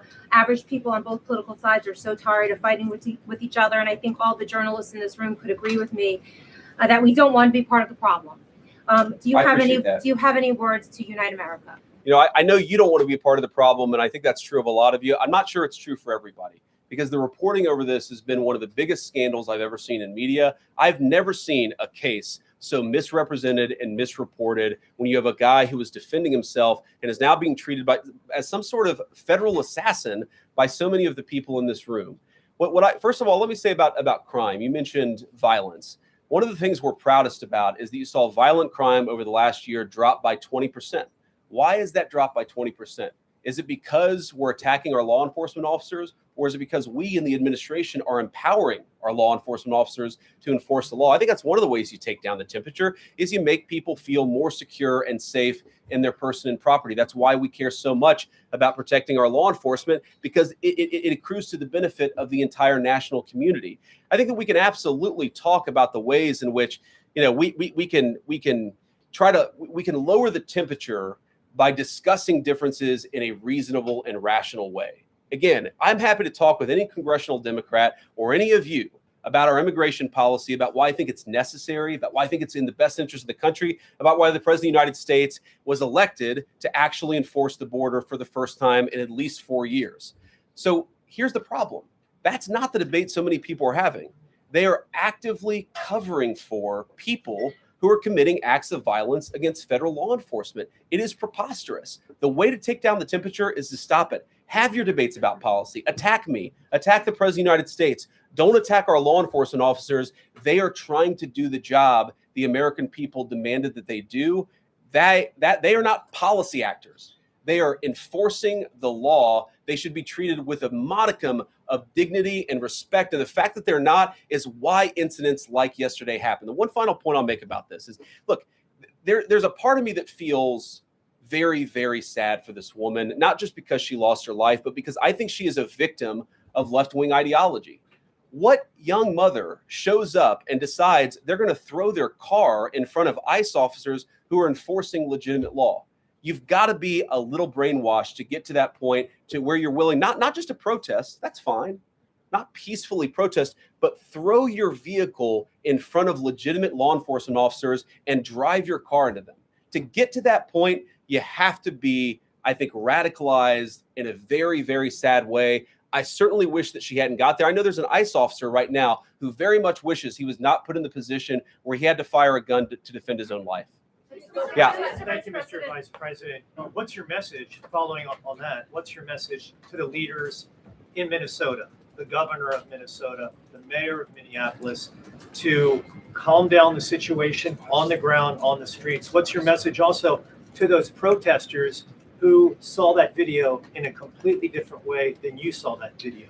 Well, first of all, I think if you watch every angle of that video, there is one angle where if you squint, you can maybe tell yourself that it's not clear what happened. But when you look at all angles of that video, it is very clear that her vehicle went right for the guy. She actually collided with him. And then that's, of course, when he fired his shots. That's obvious, okay? So what I'd say to the protesters is, by all means, protest peacefully, but make this about ideas. Make this about disagreement with our policy. Don't use your protest as a justification or an encouragement for people to go and incite violence and participate in violence against our law enforcement officials. To the people on the ground in Minneapolis, meaning the local officials in Minneapolis, from Tim Walz on down, I'd say, look, why can't you just disagree with a given piece of immigration policy without turning law enforcement into the enemy? And think about, for example, a criminal law, where a police officer goes and arrests somebody because they violated a criminal law. If you're mad about that, go and protest the politician who passed that law. Don't attack the police officer who's just doing their job. We had a wide open border under Joe Biden. I happen to think it's a good thing the President of the United States has closed it down. If you think that's a bad idea, criticize this administration for a policy decision. don't attack our people for enforcing the law, because I guarantee you go to ICE, there are black people and white people, there are Democrats and Republicans, they are patriotic Americans who are trying to enforce the law. Attack me, lay off of our ICE agents. Yeah, in the blue, all the way, yeah. Yeah, thank you, Mr. Vice President. You've called on Tim Walz to resign. Can you lay out the case as to why he should step down? Well, look, I think Tim Walz should resign because it's very clear either that he knew about the fraud in Minneapolis, he knew about the welfare fraud, or at the very least, he looked the other way. I mean, this is not like Lex Luthor, right? This is not movie villain fraud. This is the lowest IQ possible fraud. This is, we're going to take we're going to take the absence of kids and set up a daycare center where there are no children, and we're going to call our early childhood education center the Quality Learing Center. By the way, if you can't spell learning, maybe you shouldn't be in early childhood education. But people got rich off of this. We know that there were schools who either had no enrollment or at least they overstated their enrollment. Tim Walz, either it was unbelievable incompetence or he was in on the fraud. That's one of the things we're going to get to the bottom of. Sir. Thank you, Mr. Vice President. Can you explain the difference between this Associate Attorney General and a special counsel? And do you envision this being a permanent position or having more of a limited scope? Well, it's going to be permanent until we get to the bottom of what's going on. So I think it's going to last for at least the remainder of the administration. What's different about it from a special counsel is, if you remember, the Jack Smith case where the special counsel was found unconstitutional, one of the big issues there is that that person was not an appointed person, completely aside from all the other issues, that the person was a lunatic and that the case had no merit. There was a fundamental constitutional issue, which is that he had not been appointed by the president and he had not been confirmed by the United States Senate. An assistant attorney general, what that's going to allow us to do is appoint this person, have them confirmed by the Senate. That's one difference. The more substantive difference is that this person is going to be part of a very broad interagency White House that's being led from the President of the United States on down. And that's going to give them the resources, the access to material and information to make this person more effective. I think a lot of people have asked, how are you really going to get to the heart of the fraud? We've been asking ourselves that question for the past couple of months, and we think this is the critical piece at the Department of Justice to really ramp this fraud investigation into high gear. In the red tie, yeah. Vice President Vance, I wanted to ask, what's your message to far leftist agitators who feel emboldened to obstruct ICE activity in Minnesota and around the country? Well, I think they shouldn't feel emboldened because now they have an assistant attorney general who is going to prosecute and investigate their fraud and their violence more aggressively than it has ever been investigated in the United States of America. We are doing so much to try to find the financing networks and the domestic terrorism networks that legitimate this violence, that fund this violence, and that, of course, engage in the violence. These people should not feel emboldened because they have, for the first time, maybe in American history, an administration that is not going to tolerate political violence of any kind from anywhere. Yeah. We made clear today that the entire weight of the federal government is behind these ICE agents and this ICE agent in particular.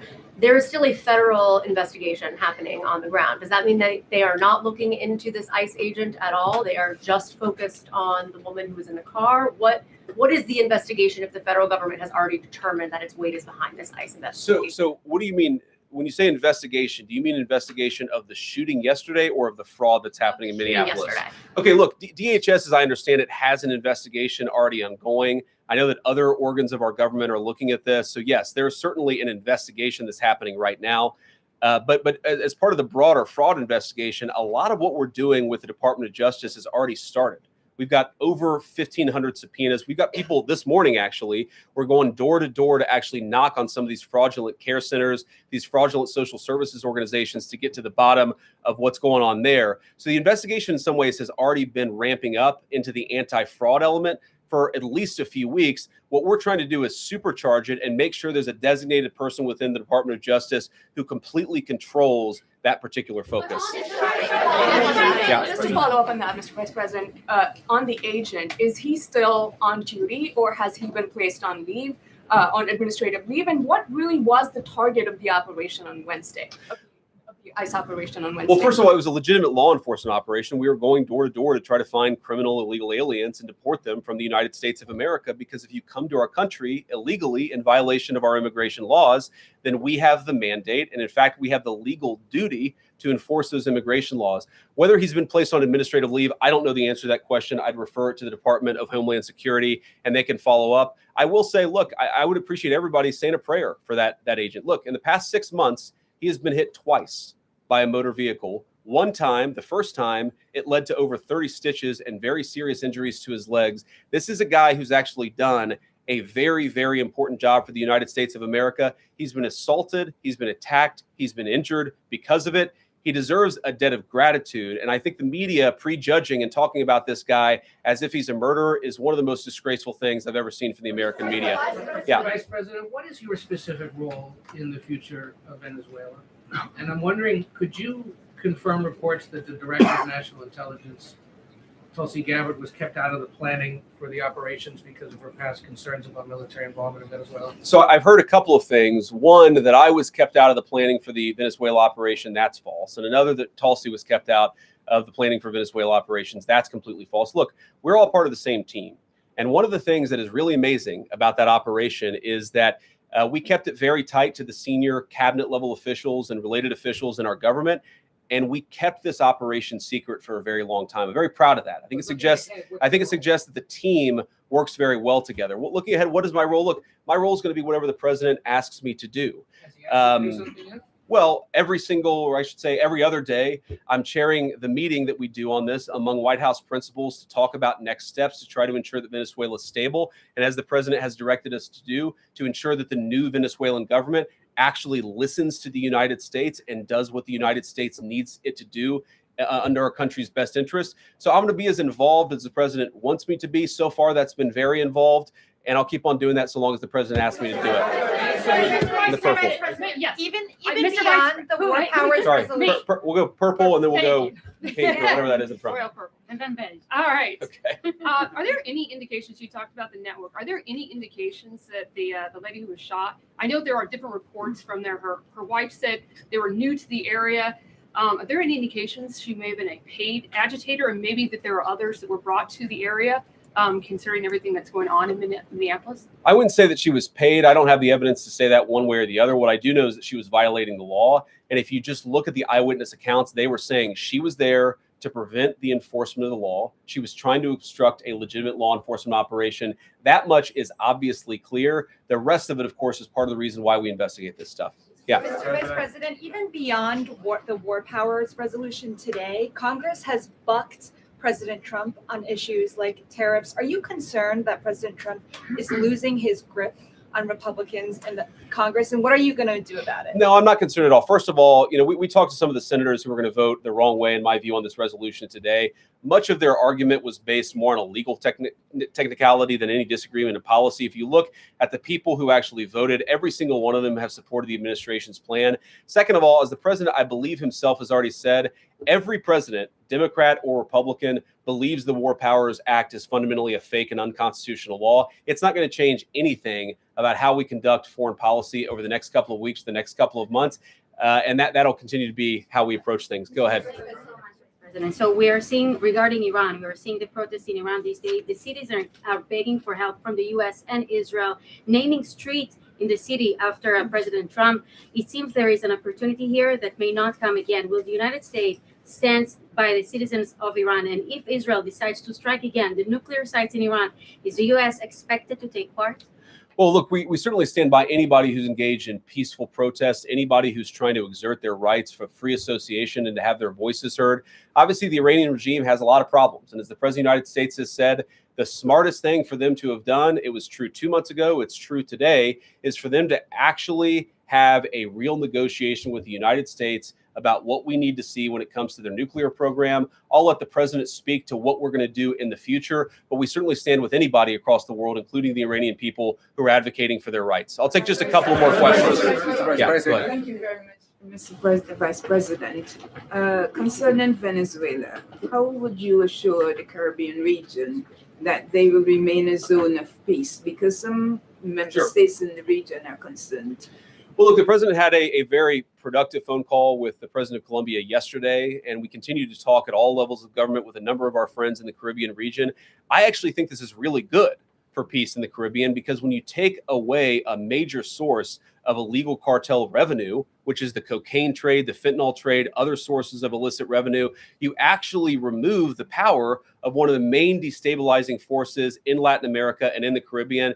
I really do think, look, we say it all the time, this is the president of peace. One of the ways that you establish peace in your own hemisphere is to make it clear that the United States is going to be respected, that the United States is willing to take power away from criminal cartel organizations and give it to legitimate governments. That's how we see the future of the Western Hemisphere, and we think it's going to be much more peaceful than it was certainly under Joe Biden. I'll take one more question. Go ahead. Mr. Vice President, thank you. On Greenland, do you have a message for European leaders? Many in Europe reject the idea that the island could be for sale.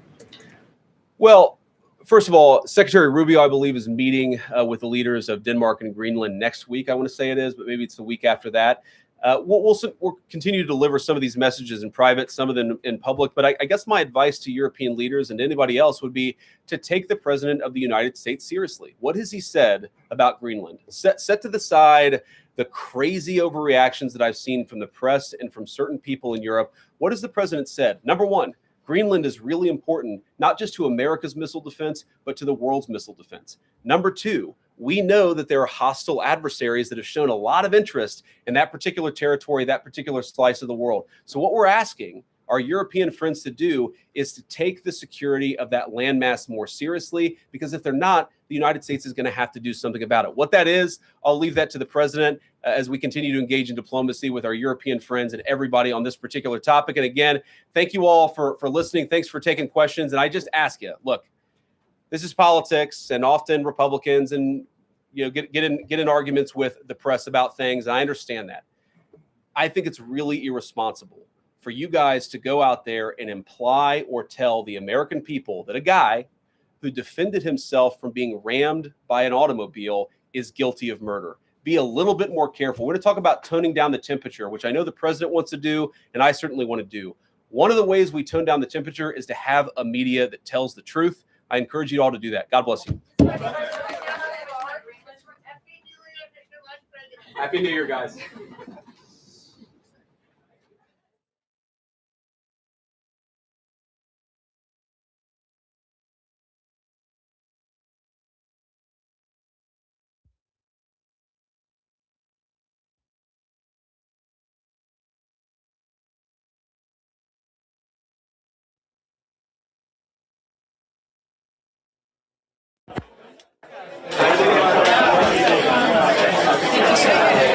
Can I just leave out? Sure. I just hope I unplug it. Thank you.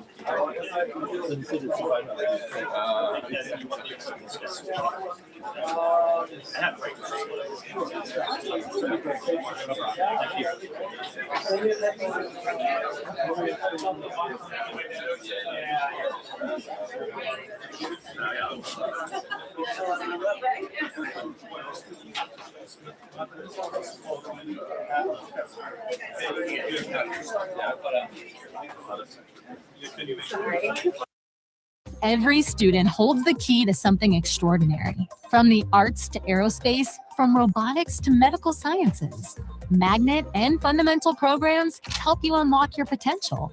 Discover the path that's right for you at Pinellas County Schools.